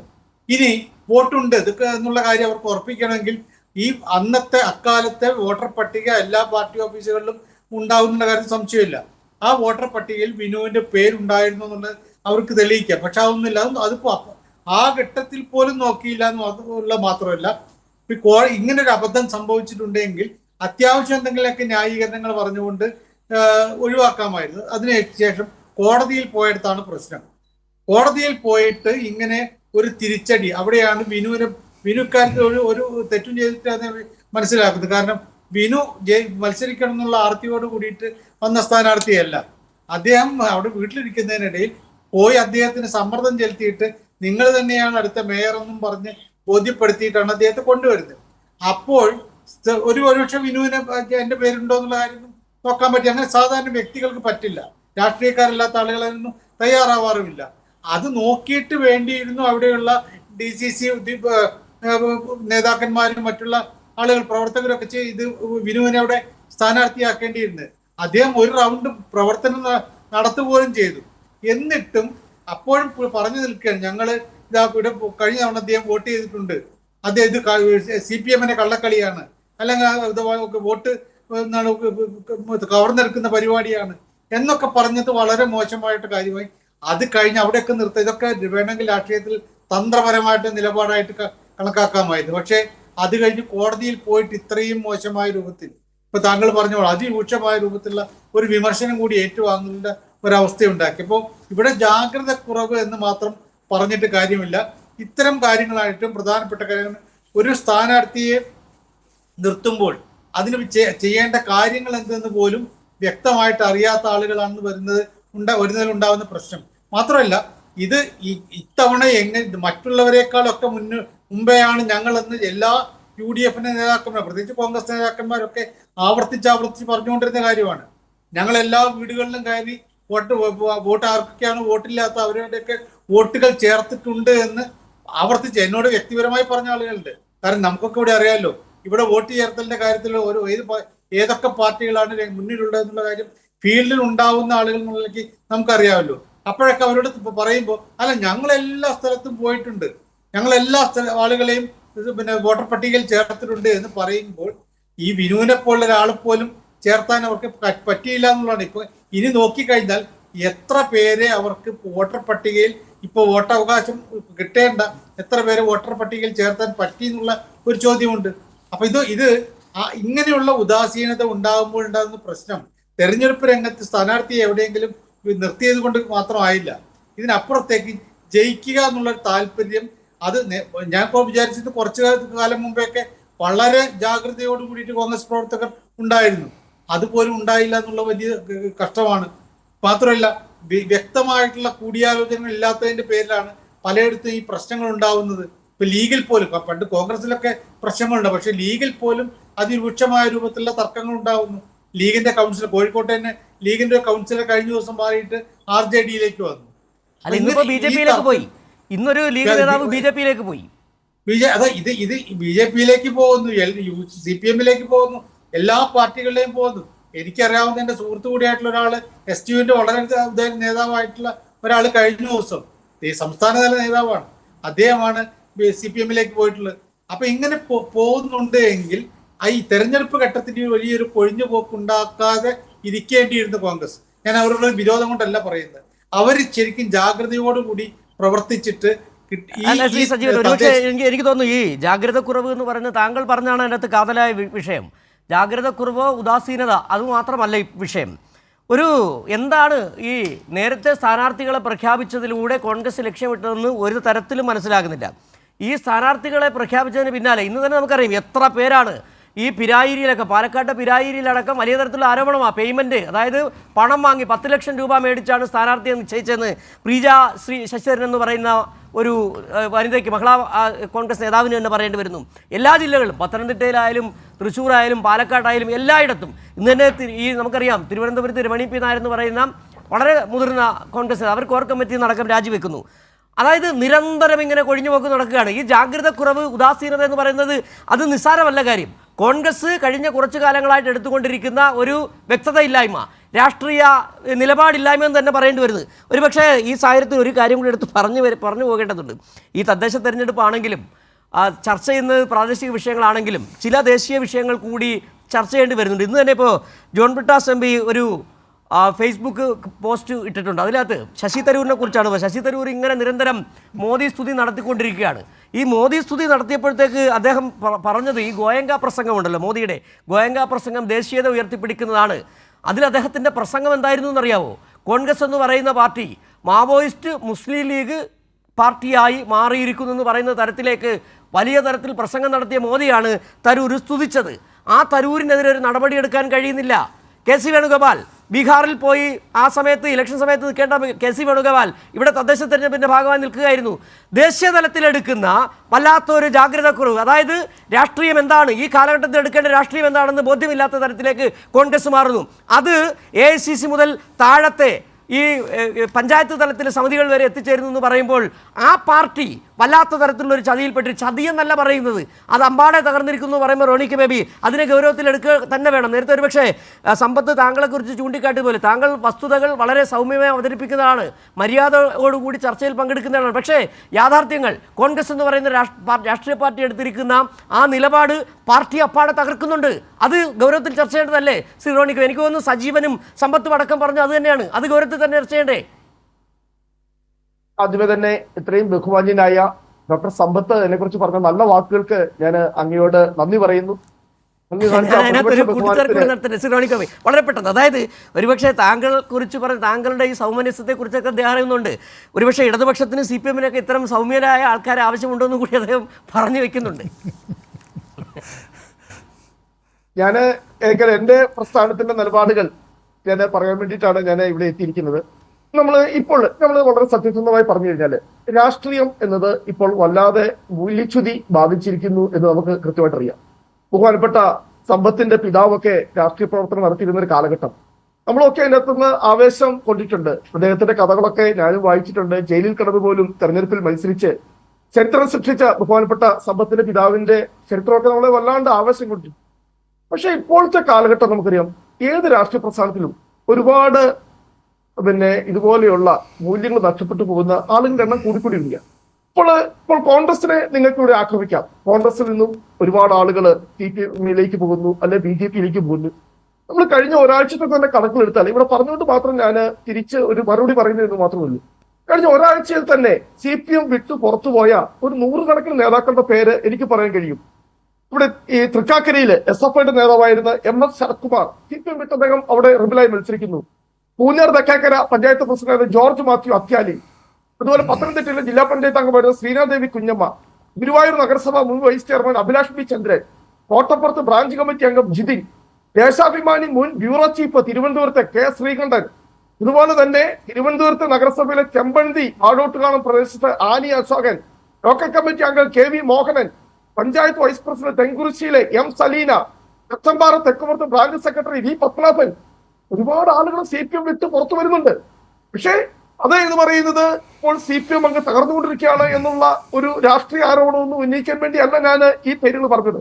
ഈ തെരഞ്ഞെടുപ്പ് അടുക്കുമ്പോൾ സീറ്റ് കിട്ടാതെ വരുന്ന അല്ലെ ഈ പറയാൻ തഴയപ്പെടുന്ന ഇതുപോലെയുള്ള അവസരവാദികള്, കാരണം ഞാൻ ബഹുമാനപ്പെട്ട ഡോക്ടർ സമ്പത്ത്, കാരണം നമ്മളൊക്കെ അടിയുറച്ച നിൽക്കുന്ന രാഷ്ട്രീയ ബോധ്യമുള്ള ഉറച്ച രാഷ്ട്രീയ പ്രവർത്തനമാണ്. നാളെ നമുക്ക് എന്ത് തിരിച്ചടികൾ ഉണ്ടായാലും ഈ പ്രസ്ഥാനത്തിന് വേണ്ടി നമ്മൾ വിശ്വസിക്കുന്ന ആശയങ്ങൾക്ക് വേണ്ടി, പ്രസ്ഥാനങ്ങൾക്ക് വേണ്ടി നമ്മൾ അവസാന ശ്വാസം വരെ നിൽക്കും.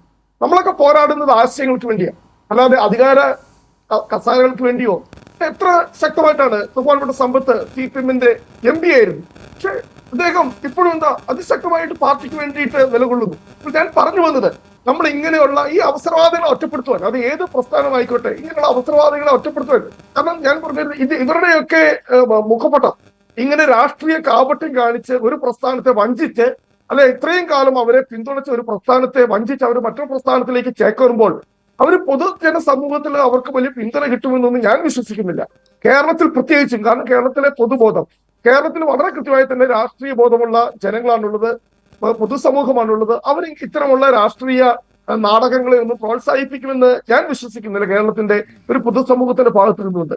പിന്നെ ഇവിടെ കോൺഗ്രസിന് അഖിലേന്ത്യാ തലത്തില് ഞങ്ങൾക്ക് നിലപാട് ഇല്ലായ്മ ഉണ്ടാകുന്നതോ, ഞങ്ങളുടെ ബോധ്യങ്ങൾ നഷ്ടപ്പെട്ടു പോകുന്നു എന്നൊക്കെ ഇവിടെ വിമർശനം ഉണ്ടായി.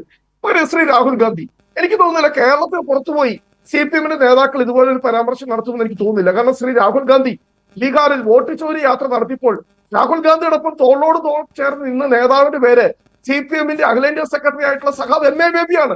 കേരളത്തിന് പുറത്ത് CPM-ന്റെ നേതാക്കളൊന്നും കോൺഗ്രസിന്റെ നിലപാടില്ലായ്മയെ കുറിച്ചോ അല്ലെങ്കിൽ രാഹുൽ ഗാന്ധിക്ക് ബോധ്യങ്ങളില്ല എന്നോ വിമർശനം ഉന്നയിക്കുമെന്ന് ഞാൻ കരുതുന്നില്ല. ഈ ബീഹാർ തെരഞ്ഞെടുപ്പിൽ പോലും CPM-ന്റെ സ്ഥാനാർത്ഥികൾക്ക് വേണ്ടി പോലും പ്രചരണത്തിന് പോയ നേതാവിന്റെ പേരാണ് ശ്രീ രാഹുൽ. ഇത്രയും ഉറച്ച നിലപാടുകൾ. പക്ഷെ നമുക്കറിയാം, ഇപ്പോൾ ദേശീയ രാഷ്ട്രീയം എന്ന് പറയുന്നത് വല്ലാതെ ഇപ്പോൾ വഷളായിക്കൊണ്ടിരിക്കുന്നു.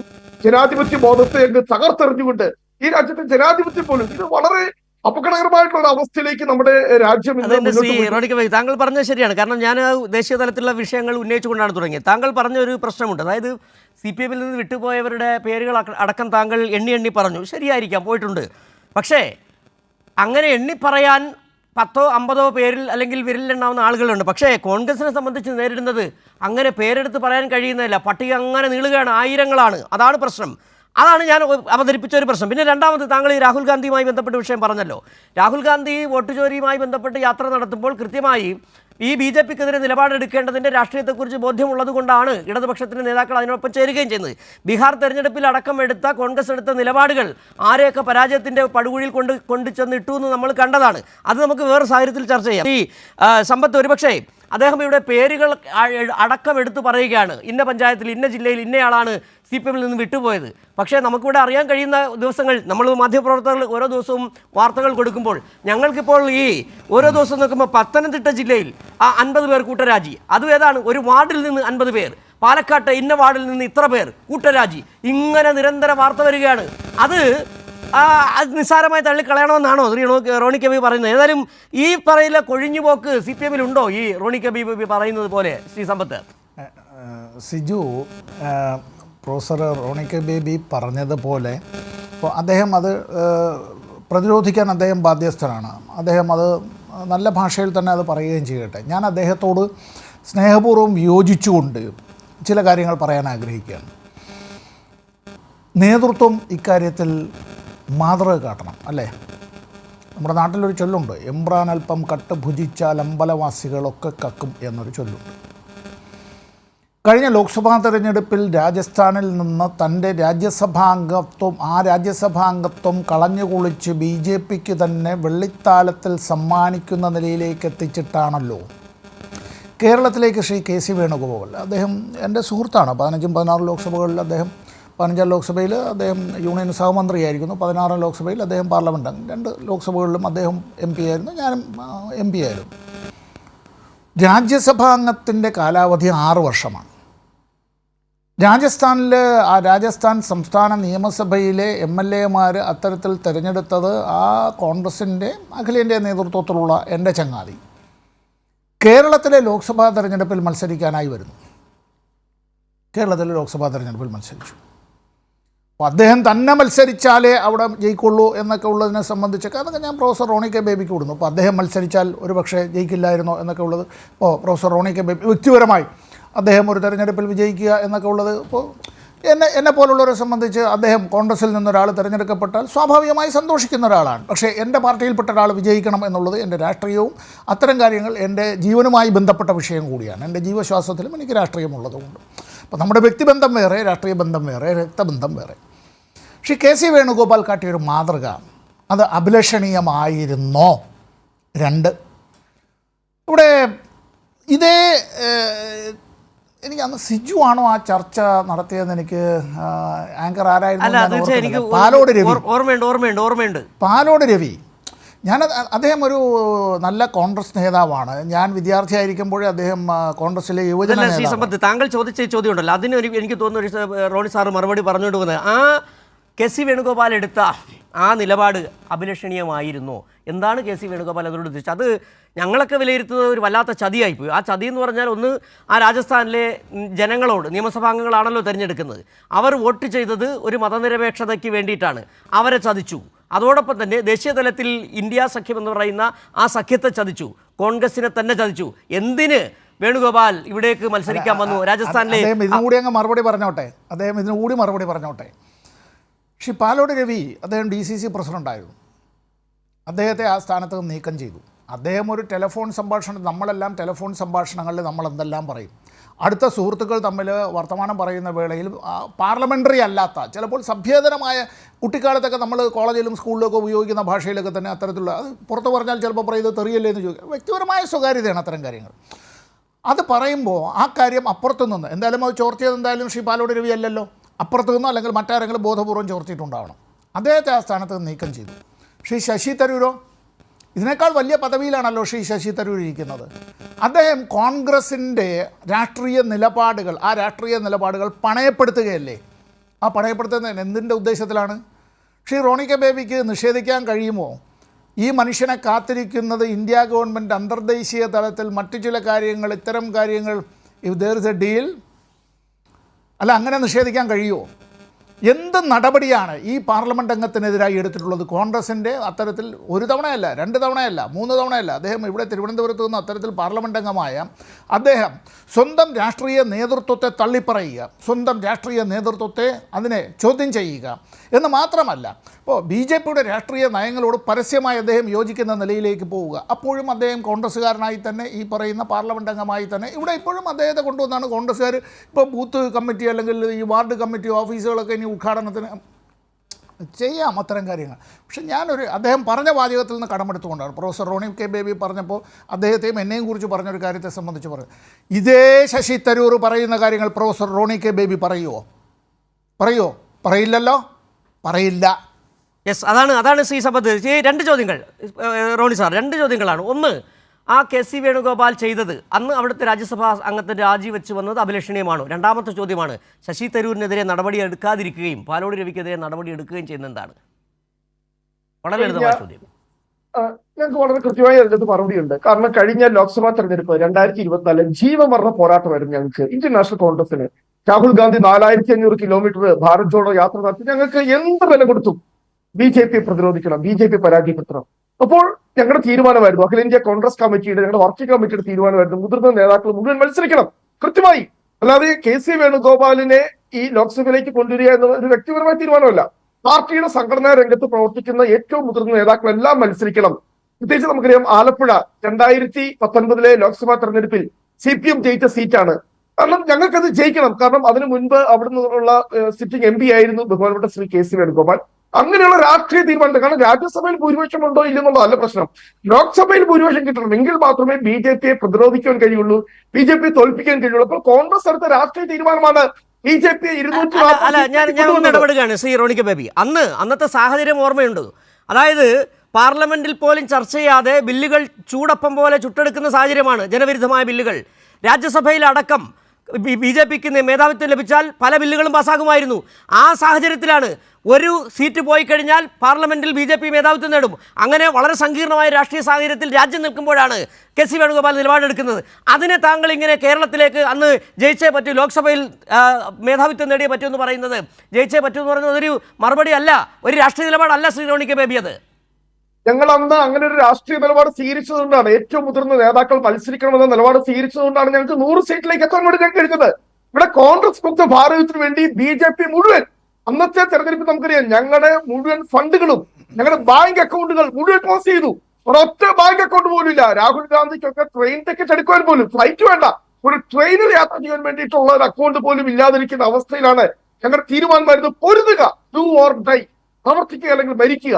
ആ തീരുമാനത്തിന്റെ ഭാഗമായിട്ടാണ് ശ്രീ KC വേണുഗോപാൽ, അത് പാർട്ടി തീരുമാനമാണ്, അത് അദ്ദേഹത്തിന്റെ വ്യക്തിപരമായ തീരുമാനമല്ല. കാരണം ഞങ്ങൾ അങ്ങനെ ഒരു തീരുമാനം എടുത്തത് കൊണ്ട് മാത്രമാണ് BJPയെ പ്രതിരോധിക്കാൻ കഴിഞ്ഞത്, BJPയെ കേവല ഭൂരിപക്ഷത്തിൽ താഴെ എത്തിക്കാൻ കൊണ്ട് കഴിഞ്ഞത്. 400 സീറ്റിന് മുകളിൽ അബിബാർ ചാർ സൗഫാർ എന്ന് പറഞ്ഞ പ്രധാനമന്ത്രിയെ ഭൂരിപക്ഷത്തിന് താഴേക്ക് കൊണ്ടുവന്ന ഞങ്ങളുടെ രാഷ്ട്രീയ തീരുമാനമായിരുന്നു. അത് പൂർണ്ണമായിരുന്നു, ശരിയായിരുന്നു എന്ന് കാലം തെളിയിച്ച തീരുമാനമായിരുന്നു. പറഞ്ഞത് ഡു ഓർ ഡൈ എന്ന് പറയുന്നത് ശരിയാണ്. പക്ഷേ ഡു പോവുകയും ഡൈ യാഥാർത്ഥ്യമാവുകയും ചെയ്തു. ശ്രീ എ സജീവൻ, ഒരുപക്ഷെ അദ്ദേഹം ഇപ്പോൾ റോണി സാറ് വളരെ കൃത്യമായി തന്നെ പറയുന്നുണ്ട് അത് അന്നത്തെ എടുത്ത ഏറ്റവും വലിയ നിർണായകമായ തീരുമാനമായിരുന്നു എന്നുള്ളത്. പക്ഷേ കൃത്യമായി രാഷ്ട്രീയം നിരീക്ഷിക്കുന്ന രാജ്യത്തെ ജനങ്ങൾക്ക് മനസ്സിലാകുന്നുണ്ട് കോൺഗ്രസ് കാണിച്ച ഏറ്റവും വലിയ രാഷ്ട്രീയ മണ്ടത്തരമാണ്. അത് മതനിരപേക്ഷ സമൂഹത്തോട് ചെയ്ത ചതിയാണ്, ഇന്ത്യ എന്ന് പറയുന്ന സഖ്യത്തോട് ചെയ്ത ചതിയാണ് അന്ന് KC വേണുഗോപാൽ ചെയ്തത്. KC വേണുഗോപാൽ ഇപ്പോഴും ചെയ്തുകൊണ്ടിരിക്കുന്നത് തന്നെയാണ്. ബീഹാറിൽ വലിയ തരത്തിലുള്ള മത്സരം നടന്നുകൊണ്ടിരിക്കുകയാണ്. അവിടെ സൗഹൃദ മത്സരമാണ് നടത്തിയത് BJP നേരിട്ടത് എങ്ങനെയാണ്? അവിടെ RJDയുമായി മത്സരിക്കുന്നു, CPI ജയിക്കാൻ സാധ്യതയുള്ള സ്ഥലത്ത് അവിടെ കോൺഗ്രസ് മത്സരിക്കുന്നു, അവിടെ തോൽപ്പിച്ചു കൊടുക്കുന്നു. ഇതാണോ രാഷ്ട്രീയ നിലപാട്? ഈ പറയുന്നത് പോലെ ഈ രാജ്യസഭയിലെ സീറ്റ് കളഞ്ഞുകൊണ്ടെടുത്ത നിലപാടായിരുന്നോ ശരിയെന്ന് താങ്കൾക്ക് കരുതാൻ കഴിയുന്നുണ്ടോ ശ്രീ സജീവൻ? റോണി പറഞ്ഞ പോലെ കഴിഞ്ഞ ലോക്സഭാ തെരഞ്ഞെടുപ്പ് ജീവൻ മരണ പോരാട്ടമായിരുന്നുവെങ്കിൽ സ്വാഭാവികമായിട്ടും അവിടെ മുഴുവൻ സീറ്റുകളും കേരളത്തിൽ 20 സീറ്റിൽ അവർ മത്സരിച്ച് ജയിക്കുക തന്നെ വേണം. പക്ഷേ ആലപ്പുഴയിൽ KC വേണുഗോപാൽ തന്നെ മത്സരിക്കണമോ എന്നുള്ള ചോദ്യമുണ്ടല്ലോ. അപ്പോഴാണ് പറയുന്നത് മുതിർന്ന നേതാക്കന്മാരെല്ലാവരും മത്സരിക്കണം എന്ന് തീരുമാനിച്ചു. ആലപ്പുഴയിൽ ഒരുപക്ഷെ KC വേണുഗോപാലിനേക്കാൾ കൂടുതൽ ജനസ്വാധീനമുള്ള, അവിടെ മുൻപ് MP ആയിരുന്ന VM സുധീരനെ പോലുള്ള ആളുകളുടെ മുതിർന്ന നേതാവാണ്. അദ്ദേഹത്തെ നിർബന്ധിച്ച് അവിടെ സ്ഥാനാർത്ഥിയാക്കാമായിരുന്നില്ലേ? അദ്ദേഹത്തെ നിർബന്ധിച്ചിട്ടില്ലല്ലോ. അപ്പൊ അങ്ങനെ ആയിരുന്നെങ്കിൽ KC വേണുഗോപാൽ ഇപ്പോഴും രാജ്യസഭാ അംഗമായി തന്നെ ഇരിക്കുമായിരുന്നു. ഇപ്പോഴത്തെ അവസ്ഥ എന്താണ്? വേണു ഇവിടെ മത്സരിച്ച് ജയിച്ചു, അവിടെ രാജ്യസഭാ സ്ഥാനം നഷ്ടപ്പെട്ടു, അവിടെ BJP രാജ്യസഭാ അംഗം ഉണ്ടായി. അപ്പൊ ലോക്സഭയിൽ ഒരു സീറ്റ് സ്വാഭാവികമായിട്ട് വേണു അല്ലെങ്കിലും ആരാണെങ്കിലും അതേപോലെ, അതിനേക്കാൾ ഞാൻ പറഞ്ഞില്ലേ ഈ VM സുധീരനെ പോലെയൊക്കെയുള്ള അതേപോലെ പറയാവുന്ന വേറെ നേതാക്കന്മാരുണ്ട്. പക്ഷെ സുധീരൻ അവിടെ പഴയ ലോക്സഭാംഗമാണ്. അങ്ങനെയുള്ള ആളുകളെ നിർത്തിയിട്ട് മത്സരിപ്പിക്കുക എന്ന് പറഞ്ഞാൽ, ഇപ്പൊ കഴിഞ്ഞ ദിവസം പോലും രമേശ് ചെന്നിത്തല പറഞ്ഞൊരു കാര്യമുണ്ട്, VM സുധീരനെ പോലുള്ള ആളുകൾ നേരത്തെ റിട്ടയർ ചെയ്തതാണ് ഏറ്റവും വലിയ പ്രശ്നം എന്ന് പറഞ്ഞു. അദ്ദേഹത്തെ റിട്ടയർ ചെയ്യാൻ സമ്മതിക്കാതിരിക്കാമായിരുന്നില്ലേ? അദ്ദേഹത്തെ നിർബന്ധിച്ച് അവിടെ സ്ഥാനാർത്ഥിയാക്കാമായിരുന്നില്ലേ? അപ്പൊ അങ്ങനെയായിരുന്നെങ്കിൽ രാജ്യസഭയിൽ ഇപ്പോഴൊരു BJP-കാർ ഉണ്ടാകുമായിരുന്നില്ലല്ലോ. അവിടെ KC വേണുഗോപാൽ ഇപ്പോഴും MP ആയി തന്നെ ഇരിക്കുമായിരുന്നില്ലേ? അപ്പൊ അവിടെയാണ് ഇത്തരം കാര്യങ്ങൾ കണക്ക് കൂട്ടുന്നിടത്താണ് പ്രശ്നം. താങ്കൾ പറഞ്ഞ രണ്ടാമത്തെ കാര്യം ബീഹാറിൽ 11 സീറ്റിൽ നടന്ന സൗഹൃദ മത്സരം. ആ സൗഹൃദ മത്സരത്തിൽ അന്നത്തെ ആ ചർച്ചയിൽ തന്നെ ഞാൻ ചോദിച്ചു, ആര് ജയിച്ചു? അവിടെ കോൺഗ്രസിന് ജയിക്കാൻ പറ്റിയോ? അവിടെ ഈ സ്ഥലങ്ങളിലെല്ലാം BJP ജയിച്ചു പോയി. BJP CPI-ക്കെതിരെ ആണെങ്കിലും RJD-ക്കെതിരെ ആണെങ്കിലും ഒക്കെ മത്സരിച്ചിട്ട് അവിടെ ജയിക്കാൻ പറ്റിയില്ലല്ലോ. അന്ന് ആ ചർച്ചയിൽ പറഞ്ഞ ആ ബീഹാറിലെ നിയമസഭാ തെരഞ്ഞെടുപ്പ് പൂർണ്ണമായിട്ട് കവർ ചെയ്തിട്ടുള്ള എൻ്റെ സുഹൃത്ത് പറഞ്ഞത് അതതിന് ജയിക്കാൻ വേണ്ടിയല്ലല്ലോ, അത് പണത്തിന് വേണ്ടിയിട്ടുള്ള സീറ്റായിരുന്നല്ലോ എന്ന്. അപ്പൊ അങ്ങനെയുള്ള താല്പര്യങ്ങൾ അവിടെ പ്രവർത്തിച്ചിരുന്നു എങ്കിൽ അതാണ് പ്രശ്നം. ബീഹാറിനെ പോലെയുള്ള സ്ഥലത്ത് നിർണായകമായിട്ടുള്ള ഒരു തെരഞ്ഞെടുപ്പ് നടക്കുന്ന ഘട്ടത്തിൽ കുറെ സീറ്റുകൾ പേയ്മെന്റ് സീറ്റായിട്ട് മാറ്റിയെടുത്തു. ജയിക്കുന്നതിനേക്കാൾ കൂടുതൽ അവിടെ പണമാണ് ആവശ്യമെന്ന് വിചാരിക്കുന്നുണ്ടെങ്കിൽ അതാര് വിചാരിച്ചാലും തെറ്റാണ്. അതേപോലെ കാരണം ഇവിടെയാണ് ഈ ഇലക്ഷൻ എഞ്ചിനീയറിംഗ് എന്ന് പറയുന്നത് തെറ്റിപ്പോവുകയോ അല്ലെങ്കിൽ ബോധപൂർവം തെറ്റിക്കുകയോ ചെയ്യുന്ന സ്ഥിതി. ഇവിടെ ആലപ്പുഴയിൽ ഒരു സീറ്റ് കിട്ടാൻ അവിടെ രാജ്യസഭാ സീറ്റ് നഷ്ടപ്പെടുത്തുക എന്ന് പറയുന്ന ഒരു വിഡ്ഢിത്തമുണ്ടല്ലോ. അത്തരം വിഡ്ഢിത്തങ്ങളാണ് പ്രശ്നം ഇപ്പോഴും ഉള്ളത്. ഇങ്ങനെ ഇവിടെ ഈ തദ്ദേശ തെരഞ്ഞെടുപ്പിനെ കുറിച്ച് കുറെ മുമ്പേ തന്നെ K. മുരളീധരനെ പോലുള്ള ആളുകളൊക്കെ പറഞ്ഞുള്ളത് അത് സാധാരണ പ്രവർത്തകന്റെ വിയർപ്പ്, അവന്റെ താല്പര്യം, അവന് വേണ്ടിയിട്ടുള്ള തെരഞ്ഞെടുപ്പ്. അതുകൊണ്ട് അവിടെ നമ്മൾ അനാവശ്യമായിട്ട് രാഷ്ട്രീയ കളികൾ നടത്താൻ പാടില്ല എന്നും ഇവർ പറഞ്ഞു. ഇതിനു വേണ്ടിയിട്ട് കമ്മിറ്റികൾ ഉണ്ടാക്കുന്നു. അങ്ങനെയൊക്കെ ഉണ്ടാക്കി കഴിഞ്ഞിട്ട് അവസാനം വന്നപ്പോഴേക്ക് എന്തായി? ഈ പറയുന്ന രൂപത്തിൽ സ്ഥാനാർത്ഥി നിർണയവുമായിട്ട് ബന്ധപ്പെട്ട 100 പ്രശ്നങ്ങൾ ഉണ്ടാവുന്നു. ഇതൊക്കെ മാറ്റി തീർക്കണമായി. ഈ തദ്ദേശ തെരഞ്ഞെടുപ്പ് വരാനിരിക്കുന്ന നിയമസഭാ തെരഞ്ഞെടുപ്പിന്റെ ഒരു സെമി ഫൈനലാണ് എന്ന്, അല്ലെങ്കിൽ അതിന്റെ കട്ടൺ റൈസർ ആണ് എന്ന് മനസ്സിലാക്കിക്കൊണ്ട്, അത് അവർ ആവർത്തിച്ച് പറഞ്ഞ കാര്യം കൂടിയാണല്ലോ, അങ്ങനെ മനസ്സിലാക്കിക്കൊണ്ടുള്ള പ്രവർത്തനം, ആത്മാർത്ഥമായ പ്രവർത്തനം ഉണ്ടായില്ല. വോട്ടർമാരെ ചേർത്തുന്നതിൽ ഉൾപ്പെടെ സ്ഥാനാർത്ഥികളെ കണ്ടെത്തുമ്പോൾ അത് വോട്ടറാണോ എന്നുള്ള കാര്യം തീരുമാനിക്കുന്ന ഉൾപ്പെടെയുള്ള കാര്യങ്ങളൊന്നും ഉണ്ടായില്ല എന്ന് പറയുന്നത് ഇതാണ് ഒരു പാളിച്ചയൊന്നുമല്ല. ഇത് രാഷ്ട്രീയമായിട്ടുള്ള ഒരു വലിയ എന്താണ് കഴിവില്ലായ്മ, നമ്മൾ ആ പദമാണ് അവിടെ പറയേണ്ടത്, കഴിവില്ലായ്മ പ്രകടിപ്പിച്ച ഒന്നാണ്. അല്ലെങ്കിൽ ഈ ഒരു സന്നിഗ്ധ ഘട്ടത്തിൽ 2 തവണ ഭരണം നഷ്ടപ്പെട്ട ഒരു പാർട്ടിക്കും മുന്നണിക്കും അങ്ങനെ പോയാൽ അടുത്ത തവണ കൂടി ഭരണം നഷ്ടപ്പെടാനുള്ള സാധ്യതയുണ്ട്. കാരണം ഈ തെരഞ്ഞെടുപ്പിൽ, ഈ ലോക്സഭാ തെരഞ്ഞെടുപ്പിൽ ഞങ്ങൾക്ക് ഇത്ര സീറ്റ് കിട്ടി, 18 സീറ്റ് കിട്ടി എന്നതുകൊണ്ട് നിയമസഭാ തെരഞ്ഞെടുപ്പിൽ കിട്ടുമെന്ന് വിചാരിച്ചിട്ട് കാര്യമില്ലല്ലോ. അതാണെങ്കിൽ നമ്മൾ 2019 എങ്ങനെയാണ് സംഭവിച്ചിട്ടുള്ളത്? ഇതേപോലെ ഇപ്രാവശ്യം 18 കിട്ടിയുള്ളൂ, അന്ന് 19 സീറ്റ് കിട്ടിയിരുന്നു. 19 സീറ്റ് കിട്ടിയിട്ടും അത് അടുത്ത തദ്ദേശ തെരഞ്ഞെടുപ്പിൽ ഗംഭീരമായ തൂത്തുവാരൽ LDF നടത്തി. അത് കഴിഞ്ഞുള്ള നിയമസഭാ തെരഞ്ഞെടുപ്പിലോ ഈ പറയുന്ന ഭരണവിരുദ്ധ വികാരമൊക്കെ ഉണ്ടാവുമെന്ന് പറഞ്ഞിട്ടും 8 സീറ്റ് കൂടുതൽ നേടിയെടുത്തു. ഈ ഒരു അനുഭവ പാഠം മുന്നിൽ വെച്ചുകൊണ്ട് അടുത്ത 2026 നിയമസഭാ തെരഞ്ഞെടുപ്പിലെങ്കിലും അത് ഉണ്ടാവാതിരിക്കാനുള്ള വളരെ കാർക്കശ്യത്തോടു കൂടിയിട്ടുള്ള, വളരെ സൂക്ഷ്മതയോടു കൂടിയിട്ടുള്ള പ്രവർത്തനം കോൺഗ്രസിന്റെ നേതാക്കന്മാരിൽ നിന്നും പ്രവർത്തകരിൽ നിന്നും ഉണ്ടാകേണ്ടിയിരുന്നു. അത് ഉണ്ടായില്ല എന്നൊരു ഞാനിത് നിഷ്പക്ഷമായി പറയുന്നതാണ്, ഒരു സങ്കടകരമായിട്ടുള്ള അവസ്ഥ തന്നെയാണ്. ഒരു പാർട്ടി അങ്ങനെ അത് തന്നെയാണ് സജീവൻ. ഒരുപക്ഷെ താങ്കൾ അവസാനം പ്രയോഗിച്ച പദം സങ്കടകരമായ അവസ്ഥ, ഒരുപക്ഷെ കോൺഗ്രസിനെ വിശ്വസിക്കുകയും സ്നേഹിക്കുകയും ചെയ്യുന്നവർ തന്നെ പറയുന്ന ഒരു വാക്കുകളാണ് ഈ സങ്കടകരമായ അവസ്ഥ. നേരത്തെ റോണിക്ക ബേബി തന്നെ പറഞ്ഞൊരു വാക്കുകളുണ്ട്, അതായത് നിങ്ങൾ കോൺഗ്രസിനെ ആക്രമിച്ചുള്ളൂ, പ്രശ്നമില്ല, കോൺഗ്രസിനെ ആക്രമിച്ചു. പക്ഷേ കോൺഗ്രസ് എന്ന് പറയുന്ന രാഷ്ട്രീയം സംബന്ധിച്ച് ഒരുപക്ഷെ ഇവിടെ എതിർപ്പില്ല, CPM-ന് പോലും എതിർപ്പില്ല. കോൺഗ്രസ് ഒരു മതനിരപേക്ഷ പാർട്ടിയായി തന്നെ രാജ്യത്ത് നിലനിൽക്കേണ്ടതുണ്ട്. രാജ്യത്ത് BJP എന്ന് പറയുന്ന വലിയ വർഗീയ പാർട്ടിയെ നേരിടേണ്ടി വരുമ്പോൾ, ഒരു വലിയ സഖ്യം രൂപീകരിക്കേണ്ടി വരുമ്പോൾ കോൺഗ്രസ് മുന്നിൽ തന്നെ ഉണ്ടാകണം എന്ന നിലപാടാണ് ഇടതുപക്ഷത്തിനടക്കം ഉണ്ടാകുന്നത്. പക്ഷേ ഓരോ കാലഘട്ടങ്ങളിലും ഓരോ അവസരങ്ങളിൽ നിങ്ങൾ എടുക്കുന്ന നിലപാട്, നിങ്ങൾ അവസരവാദപരമായ നിലപാടെടുക്കുന്നു, നിങ്ങൾ വർഗീയതയോട് സന്ധി ചെയ്യുന്നു, നിങ്ങൾ ജമാഅത്തെ ഇസ്ലാമിയെ പോലുള്ള മതരാഷ്ട്രവാദികളോട് അവരുടെ വോട്ട് വാങ്ങുന്നു, വെൽഫെയർ പാർട്ടിയുടെ വേദികളിൽ പങ്കെടുക്കുന്നു. നിങ്ങൾക്ക് ജനപക്ഷത്ത് നിന്നുകൊണ്ട് ജനത്തിൻ്റെ ഒരു വിഷയം അവതരിപ്പിക്കാൻ കഴിയുന്നില്ല. അതുമാത്രമല്ല അതിഗുരുതരമായ ജാഗ്രതക്കുറവുകൾ വരുത്തുകയും ചെയ്യുന്നു. ആ ജാഗ്രതക്കുറവ് വരുത്തുന്നത് എന്താണ്?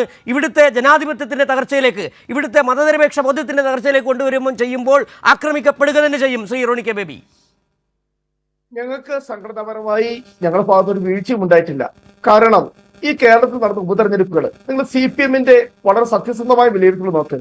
18,000 വോട്ടുകളാണ് നിലമ്പൂരിൽ പുതുതായി ചേർത്തത്. അതിൽ 13,000 വോട്ടുകളും ചേർത്ത പ്രസ്ഥാനം എന്ന് പറയുന്നത് UDF ആണ്, ഇന്ത്യൻ നാഷണൽ കോൺഗ്രസ് ആണ്.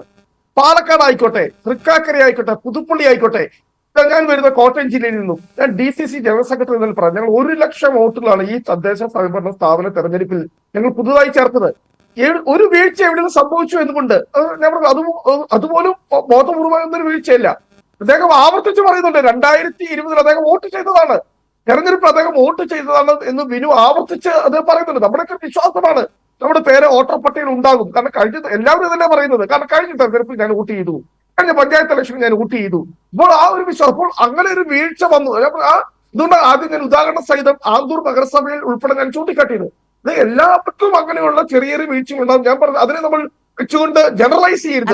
ജനറലൈസ് ചെയ്യല്ല ശ്രീ റോണി സാർ, അതായത് ജനറലൈസ് ചെയ്യുകയല്ല. അതായത് ഈ വളരെ മേയർ സ്ഥാനാർത്ഥി ഉയർത്തിക്കാട്ടിയ ഒരു VM വിനുവിനെ പോലെ ഒരാൾ, അദ്ദേഹത്തിൻ്റെ വോട്ടർ നമുക്കറിയാം. തെരഞ്ഞെടുപ്പിൽ നിങ്ങൾക്കൊക്കെ അറിയാം ഞങ്ങളെക്കാൾ കൂടുതലായിട്ട്. തെരഞ്ഞെടുപ്പ് എന്ന് പറഞ്ഞാൽ രാഷ്ട്രീയ പാർട്ടികളെ സംബന്ധിച്ച് 5 വർഷത്തിലൊരിക്കൽ വരുന്ന ഏറ്റവും വലിയൊരു വാറാണ്. ആ യുദ്ധത്തിൽ എടുക്കേണ്ട തന്ത്രങ്ങളുണ്ട്. ഒരു ചെറിയ പിഴവ് മതി, വലിയ പരാജയത്തിലേക്ക് പോകും. അങ്ങനെ ഒരു വലിയ ശ്രദ്ധക്കുറവാണ്. ആദ്യം ചെയ്യേണ്ടതാണ് ആ സ്ഥാനാർത്ഥി, മേയർ സ്ഥാനാർത്ഥിയാണല്ലോ, ആ സ്ഥാനാർത്ഥിക്കുള്ള വോട്ടർ പട്ടികയിൽ പേരുണ്ടോ എന്നുള്ള ആദ്യം പരിശോധിക്കേണ്ടിയിരുന്നില്ലേ? അതവിടെ നിൽക്കട്ടെ. ഈ ജാഗ്രതക്കുറവ് എന്ന് പറയുന്നതിനപ്പുറത്തേക്ക് എന്തുകൊണ്ടാണ് ഓരോ ദിവസവും പിരിഞ്ഞു പോകുന്ന ഈ 50ഉം 60ഉം 100ഉം പേര് ഓരോ പഞ്ചായത്തിലെ ഓരോ വാർഡുകളിൽ നിന്ന് പോകുന്നവരെ മനസ്സിലാക്കിക്കാൻ കഴിയാതെ പോകുന്നത്? ഈ സ്ഥാനാർത്ഥികളെ തിരഞ്ഞെടുത്തത് യാതൊരു കൂടിയാലോചനയും ഇല്ലാതെ ആയിരുന്നു. എന്തുകൊണ്ടാണ് ഇത്രയും പേർ ഈ പ്രക്ഷോഭവുമായി രംഗത്ത് വരുന്നത്? എന്തുകൊണ്ട് CPM-ന്റെ ഭാഗത്തേക്ക് വരുന്നു? എന്തുകൊണ്ട് ചിലരെങ്കിലും ന്യൂനപക്ഷങ്ങൾ വർഗീയത മനസ്സിലൊളിപ്പിച്ചവർ BJP-യുടെ ഭാഗമായി പോകുന്നു? ഈ പോകുന്നവരെല്ലാം കോൺഗ്രസ്സുകാരാണല്ലോ, അതാണ് വിഷയം. ഞാൻ അങ്ങോട്ട് ചോദിക്കട്ടെ, ഇവിടെ കേരളത്തിലെ പ്രധാനപ്പെട്ട കോർപ്പറേഷനുകൾ, തിരുവനന്തപുരം കോർപ്പറേഷനിലെ 84ഓളം സീറ്റുകളിൽ ഇന്ത്യൻ നാഷണൽ കോൺഗ്രസ് സ്ഥാനാർത്ഥികളെ പ്രഖ്യാപിച്ചു. തെരഞ്ഞെടുപ്പ് പ്രഖ്യാപിച്ച അന്ന് തന്നെ ഞങ്ങളുടെ സ്ഥാനാർത്ഥികൾ രംഗത്ത് വന്നു. എവിടെയെങ്കിലും ഒരു സ്ഥാനാർത്ഥിക്കെതിരെ ഒരു ആക്ഷേപം ഇവിടെ അങ്ങനെ ചൂണ്ടിക്കാണിക്കാൻ കഴിയുമോ?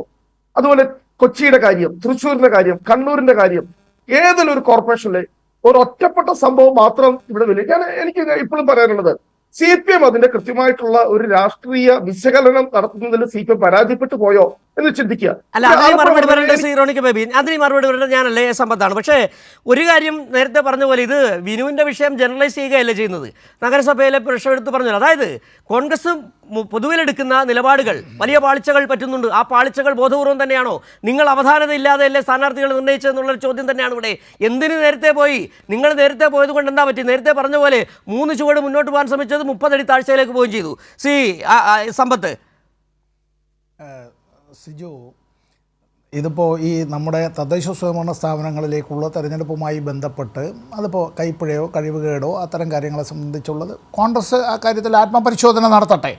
നമ്മുടെ പ്രേക്ഷകരും ഇക്കാര്യത്തെ സംബന്ധിച്ച് വിലയിരുത്തലെല്ലാം നടത്തണം. ഞാൻ അദ്ദേഹത്തോട്, പ്രൊഫസർ റോണി കെ ബേബിയോട് ഒരു പ്രധാനപ്പെട്ട ഒരു വിഷയം അദ്ദേഹത്തിൻ്റെ ശ്രദ്ധയിലേക്ക്, കാരണം അദ്ദേഹം കോൺഗ്രസിനകത്തൊരു മതനിരപേക്ഷവാദിയാണ്. അദ്ദേഹത്തിൻ്റെ നിലപാടുകൾ എനിക്കറിയാവുന്നിടത്തോളം അദ്ദേഹം അങ്ങനെയാണ്. അതിലൊരു വിട്ടുവീഴ്ച അദ്ദേഹം ചെയ്തിട്ടില്ല, എനിക്ക് വ്യക്തിപരമായി അറിയാവുന്നിടത്തോളം. ഇന്ന് UDF-നെ നയിക്കുന്നത് കോൺഗ്രസ് ആണോ? കേരളത്തിലെ ഐക്യജനാധിപത്യ മുന്നണിയെ വാസ്തവത്തിൽ നയിക്കുന്നത് കോൺഗ്രസ് ആണോ? കോൺഗ്രസിൻ്റെ ആഭ്യന്തര പ്രശ്നങ്ങളടക്കം അത് പറഞ്ഞു തീർക്കുന്നതിന് എത്രയോ തവണ, ഞാൻ നേരത്തെ ഈ ചില പത്രങ്ങളുടെ പേരൊന്നും പറഞ്ഞില്ല എന്നേ ഉള്ളൂ, നമ്മുടെ പ്രേക്ഷകർക്കൊക്കെ മനസ്സിലാകും ഞാൻ ഏതൊക്കെ പത്രങ്ങളെയാണ് ഉദ്ദേശിച്ചതെന്നുള്ളത്. ആരാണ്? ഇന്ത്യൻ യൂണിയൻ മുസ്ലിം ലീഗാണ് ഈ കോൺഗ്രസിനകത്തുള്ള ആഭ്യന്തര പ്രശ്നങ്ങൾ, നേതാക്കന്മാർ തമ്മിലുള്ള അത്തരത്തിലുള്ള ഇളമൂപ്പ് തർക്കങ്ങൾ, അങ്ങനെ വിവിധ വിഷയങ്ങളടക്കം ഏറ്റവും കൂടുതൽ ഹൂ കേഴ്സിലടക്കം വന്നിട്ടുണ്ട്, പേര് പറയുന്നില്ല. ആ ഇന്ത്യൻ യൂണിയൻ മുസ്ലിം ലീഗിനെ അതിൻ്റെ തലച്ചോറ് അതിൻ്റേതായിട്ടുള്ള അവിടെ ഈ സ്ലീപ്പർ സെല്ലുകളായി അത് ആവശ്യം വരുമ്പോൾ കത്തുകയും പ്രവർത്തിക്കുകയും ചെയ്യുന്നത് ആരാണ്? SDPI ആരുടെ രാഷ്ട്രീയ സംഘടനയാണ്? പോപ്പുലർ ഫ്രണ്ട് ആരുടെ സംഘടനയാണ്? NDF ഇത് എന്തിൻ്റെ രൂപമാണ്? ഈ വെൽഫെയർ പാർട്ടി എന്നൊരു രാഷ്ട്രീയ സംവിധാനം ആരുടെ സൃഷ്ടിയാണ്? ജമാഅത്തെ ഇസ്ലാമിയുടെ രാഷ്ട്രീയ സന്തതിയല്ലേ അത്? ഈ വെൽഫെയർ പാർട്ടി അല്ല, SDPI, NDF, popular front, Jamaat-e Islami, ഇതെല്ലാം കൂടി എവിടേക്കാണ് കൊണ്ടെത്തിക്കാനായി പോകുന്നത്? കേരളത്തിലെ പ്രധാനപ്പെട്ട ഒരു മുന്നണിയാണ് UDF. ആ മുന്നണിയെ കോൺഗ്രസ് ആണ് നയിക്കുന്നതെങ്കിൽ ഒരു കാരണവശാലും അംഗീകരിക്കാൻ പാടില്ലാത്തതാണ്. എന്തുകൊണ്ടെന്ന് ഞാൻ പറയാം. ജമ്മു കാശ്മീരിൽ മുഹമ്മദ് യൂസഫ് തരിഗാമിയെ പരാജയപ്പെടുത്തുന്നതിന് വേണ്ടി ജമാഅത്തെ ഇസ്ലാമിക്ക് BJP ആളുകൊണ്ട്, അർത്ഥം കൊണ്ട്, പ്രചരണം കൊണ്ട് നല്ല സഹായം കൊടുത്തു അല്ലേ? പ്രൊഫസർ റോണി കെ ബേബി ഉൾപ്പെടുന്നതായിട്ടുള്ള കോൺഗ്രസിൻ്റെ നേതൃത്വത്തിൽ അത്തരത്തിൽ നമ്മൾ ദേശീയ അടിസ്ഥാനത്തിൽ ഈ RSSനെതിരായി, BJPയുടെ അത്തരത്തിലുള്ള അവരുടെ ഫാസിസ്റ്റ് സ്വഭാവത്തിനെതിരായി, ജനാധിപത്യ നിഷേധങ്ങൾക്കെതിരായി, നമ്മുടെ ഭരണഘടനാ ലംഘനങ്ങൾക്കെതിരായി ഒക്കെ നമ്മൾ നടത്തുന്ന പോരാട്ടമുണ്ട്. BJP അല്ലേ സഹായിച്ചത്? കേരളത്തിലെ ഒരു ദൃശ്യ മാധ്യമം അന്ന് ഉച്ചയ്ക്ക് 12-12:30 മണിക്കടക്കം കാശ്മീരിലെ തരി കെട്ടോ എന്നുള്ളത് ആഹ്ലാദം കാണണം. ആർക്കൈവ്സിൽ അതുണ്ടെങ്കിലും ഒന്നെടുത്ത് നോക്കിയാൽ മതി, തീരുന്നില്ല. അപ്പുറത്ത് തമിഴ്നാട് സംസ്ഥാനത്ത് സ്റ്റാലിൻ്റെ നേതൃത്വത്തിലുള്ള ദ്രാവിഡ മുന്നേറ്റ കഴകം നേതൃത്വം നൽകുന്നതായിട്ടുള്ള മുന്നണിയുണ്ട്. ഒരു പുരോഗമന ജനാധിപത്യ മുന്നണിയാണ്. അത് കോൺഗ്രസും ഘടകകക്ഷിയാണ്, CPIയും എല്ലാം ഘടകകക്ഷികളാണ്. DMK ആണ് നേതൃത്വം നൽകുന്നത്, കോൺഗ്രസ് അല്ല. ജമ്മു കാശ്മീരിൽ കോൺഗ്രസ് അല്ല, അവിടെ നാഷണൽ കോൺഫറൻസാണ് നേതൃത്വം നൽകുന്നത്, അതിലാണ് ഘടകകക്ഷികൾ. ശരി, ദിണ്ടുകൽ എന്ന് നമ്മൾ മലയാളത്തിൽ പറയുന്ന ലോക്സഭാ മണ്ഡലം, ആ മണ്ഡലത്തിൽ ചുറ്റിക്കാരുവാൽ നക്ഷത്രം അടയാളത്തിൽ CPIഎമ്മിന് മത്സരിക്കാനായി നൽകിയതായിട്ടുള്ള സീറ്റ്, അവിടെ BJP ഒരു ചട്ടുകമായി AIDMK ഉപയോഗിച്ചുകൊണ്ട് SDPIയുടെ സ്ഥാനാർത്ഥിയായിരുന്നു അപ്പുറത്ത്. അതേ SDPIയുമായി ഞാൻ നേരത്തെ പറഞ്ഞതായിട്ടുള്ള ജമാഅത്തെ ഇസ്ലാമിയുമായി കേരളത്തിൽ കൈകോർക്കുന്ന കോൺഗ്രസ് എവിടേക്കാണ് കേരളത്തെ കൊണ്ടെത്തിക്കാൻ പോണത്? ഒറ്റ സെക്കൻഡ്. ഇന്നൊരു വാർത്ത വന്നിട്ടുണ്ട്, നാളെ അതിനെ സംബന്ധിച്ചുള്ള കൂടുതൽ വിശദാംശങ്ങൾ ലഭ്യമാകും. ഒരു സ്ത്രീ, അവരുടെ ആദ്യ ഭർത്താവിലുള്ള കുട്ടി, 16 വയസ്സ് മാത്രം പ്രായമുള്ള കുട്ടിയെ അവരും അവരുടെ രണ്ടാം ഭർത്താവും ചേർന്ന് ഇസ്ലാമിക് സ്റ്റേറ്റിലേക്ക് റിക്രൂട്ട് ചെയ്യുന്നതിന് വേണ്ടി ശ്രമിച്ചു എന്നുള്ളതും കേരള പോലീസ് അന്വേഷിച്ചപ്പോൾ ചെന്നെത്തുന്നത് രഹസ്യമായി ചിലയിടങ്ങളിൽ സ്ഫോടക വസ്തുക്കൾ ഉപയോഗിച്ചുകൊണ്ട് ദേശവിരുദ്ധ ശക്തികൾ വിദേശത്തു നിന്നടക്കം അത്തരത്തിൽ അനധികൃതമായി കിട്ടിയ പണമടക്കം ഉപയോഗിച്ച് ഇത്തരത്തിൽ റിക്രൂട്ട്മെൻറ്റ് ക്യാമ്പുകൾ നടത്തിയതുമായി ബന്ധപ്പെട്ടുള്ള കണ്ണികളിലേക്ക് എത്തുകയാണ്. കേരളത്തിൻ്റെ DGP തന്നെ ആവശ്യപ്പെടുകയാണ് നാഷണൽ ഇൻവെസ്റ്റിഗേഷൻ ഏജൻസിയെ സംബന്ധിച്ച് അന്വേഷിക്കേണ്ടതുണ്ട് എന്നുള്ള നിലയിൽ. എവിടേക്കാണ് കോൺഗ്രസ് കേരളത്തെ കൊണ്ടെത്തിക്കാൻ പോണത്? യെസ്, അത് തന്നെയാണ് ശ്രീ സമ്പത്ത്. ആ ചോദ്യമാണ് വളരെ പ്രസക്തമായത്. സമ്പത്ത് ചോദിച്ച ചോദ്യത്തിന് വളരെ ചുരുങ്ങിയ വാക്കുകൾ താങ്കൾക്ക് മറുപടി പറയാം. അദ്ദേഹം ചോദിച്ചത് വളരെ കൃത്യമായൊരു ചോദ്യമാണ്. അതായത് ഈ ജമാഅത്തെ ഇസ്ലാമിയുടെ തലച്ചോറ് വെച്ചുകൊണ്ട് കോൺഗ്രസ് എങ്ങോട്ടാണ് ഈ കേരളത്തെ കൊണ്ടുപോകുന്നത്? ചോദ്യം വളരെ ലളിതമാണ്. ഈ കേരളത്തിലെ വിവിധ സംഘടനകളെയും രാഷ്ട്രീയ പ്രസ്ഥാനങ്ങളെയും മതേതരവാദികളെന്നും വർഗീയവാദികളെന്നും ചാപ്പ കുത്തുവാനുള്ള സർട്ടിഫിക്കറ്റ് CPMന്റെ AKG സെന്ററിലാണോ ഉണ്ടാക്കുന്നത് എന്ന് ഞാൻ ചോദിക്കാൻ വേണ്ടി ഞാൻ ആഗ്രഹിക്കുക. ഇപ്പോൾ പറഞ്ഞു മുസ്ലിം ലീഗിന്റെ അകത്ത് സ്ലീപ്പിംഗ് സെല്ലുകളാണ് ജമാഅത്തെ ഇസ്ലാമിയും PDPയും പോപ്പുലർ ഫ്രണ്ടും കുറെ സംഘടനകളുടെ പേര് പറഞ്ഞു. അപ്പോൾ ഞാൻ ചോദിച്ചുകൊള്ളട്ടെ, ഒരു വർഷം പോലും ആയിട്ടില്ലല്ലോ CPMന്റെ സംസ്ഥാന സെക്രട്ടറി മുസ്ലിം ലീഗ് ഇടതുപക്ഷത്തേക്ക് വരണം, മതേതര രാഷ്ട്രീയം ഉയർത്തിപ്പിടിക്കണം.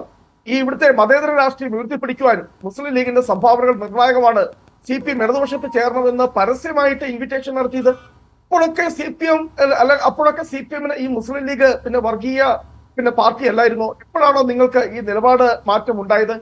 അതുകൊണ്ട് തന്നെ എനിക്ക് ഇവിടെ 2009 തെരഞ്ഞെടുപ്പില് PDP എന്ന് പറയുന്ന രാഷ്ട്രീയ പ്രസ്ഥാനത്തെ ഇവിടെ ചുവപ്പ് പരവതാനി വിരിച്ച് സ്വീകരിച്ച് അബ്ദുൽ നാസർ മദനിയോടൊപ്പം വേദി പങ്കിട്ട നേതാവിന്റെ പേര് പിണറായി വിജയൻ എന്നാണ്. അല്ല, താങ്കൾ പറഞ്ഞ സമയപരിമിതി പോലെ ഇടപെടുകയാണ് ശ്രീ റോണിക്ക്. പക്ഷേ ഈ സമ്പത്ത് വളരെ ചുരുങ്ങിയ വാക്കുകൾ താങ്കൾക്ക് ഇതിന് മറുപടി. അദ്ദേഹം ചോദിച്ച ചോദ്യം, ഒന്നാമത്തെ ചോദ്യം ഇതാണ്: AKG സെന്ററിന് ആണ് അച്ചാരം കൊടുത്തു വിടുന്നത്? ആരാണ് മതരാഷ്ട്രവാദികളെന്ന്, ആരാണ് മതേതരവാദികളെന്ന് നിലപാടെടുക്കേണ്ട AKG സെന്റർ ആണോ? ഈ സ്ലീപ്പിംഗ് സെല്ലുകളെ കുറിച്ച് പറഞ്ഞടക്കം കൃത്യമായ വളരെ ചുരുങ്ങിയ വാക്കുകൾ താങ്കൾക്ക് ഒരു മറുപടി നൽകാമെന്ന് തോന്നുന്നു. ഞാൻ PDPയെ കുറിച്ചല്ല പറഞ്ഞത് അദ്ദേഹവും അത് വഴിതിരിച്ച് കൊണ്ടുപോയത് അതിൽ അദ്ദേഹം തിരുത്തിക്കോട്ടെ. ഞങ്ങൾ ആർക്കും സർട്ടിഫിക്കറ്റ് കൊടുക്കൽ കാര്യങ്ങൾ ജനങ്ങൾ അവരുടെ ജീവിതവുമായി ബന്ധപ്പെട്ട വിഷയങ്ങളിൽ നിന്നാണ്. SDPIയെ വെള്ളപൂശാനാണോ പ്രൊഫസർ റോണി ശ്രമിക്കുന്നത്? NDFനെ അത്തരത്തിൽ വെള്ളപൂശാനാണോ ശ്രമിക്കുന്നത്? അല്ല, പോപ്പുലർ ഫ്രണ്ടിനെ വെള്ളപൂശാനാണോ ശ്രമിക്കുന്നത്? ജമാഅത്തെ ഇസ്ലാമിയെ വെള്ളപൂശാനാണോ ശ്രമിക്കുന്നത്? ഈ വെൽഫെയർ പാർട്ടിയെ വെള്ളപൂശാനാണോ ശ്രമിക്കുന്നത്? ഒറ്റ സെക്കൻഡ്. വരാനിരിക്കുന്ന നിയമസഭാ തെരഞ്ഞെടുപ്പിൽ വെൽഫെയർ പാർട്ടിക്കും SDPIക്കും സീറ്റ് കൊടുക്കുന്നതിന് വേണ്ടിയുള്ള കളമൊരുക്കലായി തദ്ദേശ സ്വയംഭരണ സ്ഥാപനങ്ങളിലെ തെരഞ്ഞെടുപ്പിൽ അങ്ങനെ വണ്ടിയിലും വഞ്ചിയിലും കയറുമെന്നുള്ള നിലയിലാണോ എന്നുള്ള നില അത് ജനങ്ങളെ ഒന്ന് ദയവായി ബോധ്യപ്പെടുത്തണം. ഉറപ്പ് പറയാൻ പറ്റുമോ പ്രൊഫസർ റോണി കെ ബേബി അടുത്ത നിയമസഭാ തെരഞ്ഞെടുപ്പിൽ UDFൻ്റെ ഘടകകക്ഷി അല്ല എന്ന് പറഞ്ഞുകൊണ്ടുള്ള ഘടകകക്ഷിയായി അങ്ങനെയുള്ള പിന്തുണയിൽ വെൽഫെയർ പാർട്ടിയുടെയും UDFൻ്റെ പിന്തുണ അങ്ങോട്ട് ഇങ്ങോട്ട് പിന്നെ ഈ SDPIക്ക് ഇല്ല എന്നൊക്കെ അങ്ങ് പറയാൻ പറ്റുമോ നമുക്ക്? അതിൻ്റെ റിഹേഴ്സൽ അല്ലേ നമ്മളിപ്പോൾ നടത്തിക്കൊണ്ടിരിക്കുന്നത്, ഡ്രസ് റിഹേഴ്സൽ അല്ലേ? ഇന്ത്യൻ യൂണിയൻ മുസ്ലിം ലീഗ് പലപ്പോഴും മതനിരപേക്ഷ നിലപാടെടുത്തിട്ടുണ്ട്, പണ്ടും എടുത്തിട്ടുണ്ട്, ഇപ്പോഴും എടുക്കുന്നുണ്ട്, ഭാവിയിലും അവർ മതനിരപേക്ഷ നിലപാടുകൾ എടുക്കട്ടെ എന്നുള്ളതാണ് ഞങ്ങളുടെ അഭിപ്രായം. അതുകൊണ്ട് എല്ലാ അർത്ഥത്തിലും അതൊരു മതനിരപേക്ഷ പാർട്ടിയാണോ എന്ന് ചോദിച്ചാൽ യു റീഡ് മൈ ലിപ്സ്. ശരി, സമയപരിമിതി നിലവിൽ ഇടപെടുകയാണ്. പക്ഷേ ഈ വിഷയം ഒരുപക്ഷെ ചർച്ചകൾ തുടരേണ്ടതുണ്ട്. അത് ന്യൂസ് ആൻഡ് വിസിലും കൈരളിയിലുമല്ല കേരളത്തിലെ പൊതുസമൂഹം ചർച്ച ചെയ്യേണ്ടതാണ്. കോൺഗ്രസ് എടുക്കുന്ന നിലപാടുകൾ എത്ര വെള്ളപൂശിയാലും മതരാഷ്ട്രവാദികൾ തന്നെയാണ് എന്നുള്ള ബോധ്യം ശ്രീ റോണി കെ ബേബിക്കുമുണ്ട്. പക്ഷേ തെരഞ്ഞെടുപ്പ് തന്ത്രങ്ങളുടെ ഭാഗമായി അദ്ദേഹത്തിന് കൂടി തുറന്നു പറയാൻ കഴിയുന്നില്ല എന്നുള്ളതാണ് യാഥാർത്ഥ്യം. നേരത്തെ പറഞ്ഞതുപോലെ തന്നെ പരസ്യമായി ഞങ്ങൾ ഈ ബന്ധം പറയാതിരിക്കുകയും രഹസ്യമായി ബന്ധം തുടരുകയും ചെയ്യും. അടുത്ത നിയമസഭാ തെരഞ്ഞെടുപ്പിൽ അത് പരസ്യമാക്കുകയും ചെയ്യും എന്ന് തന്നെയാണ് കേരളത്തിലെ പൊതുസമൂഹം വായിച്ചെടുക്കുന്നത്. വളരെ നന്ദി ചർച്ചയിൽ പങ്കെടുത്ത Shri Roni K Baby, advocate A Sampath, A Sajeevan. News and vision ഇവിടെ പൂർണ്ണമാവുകയാണ്.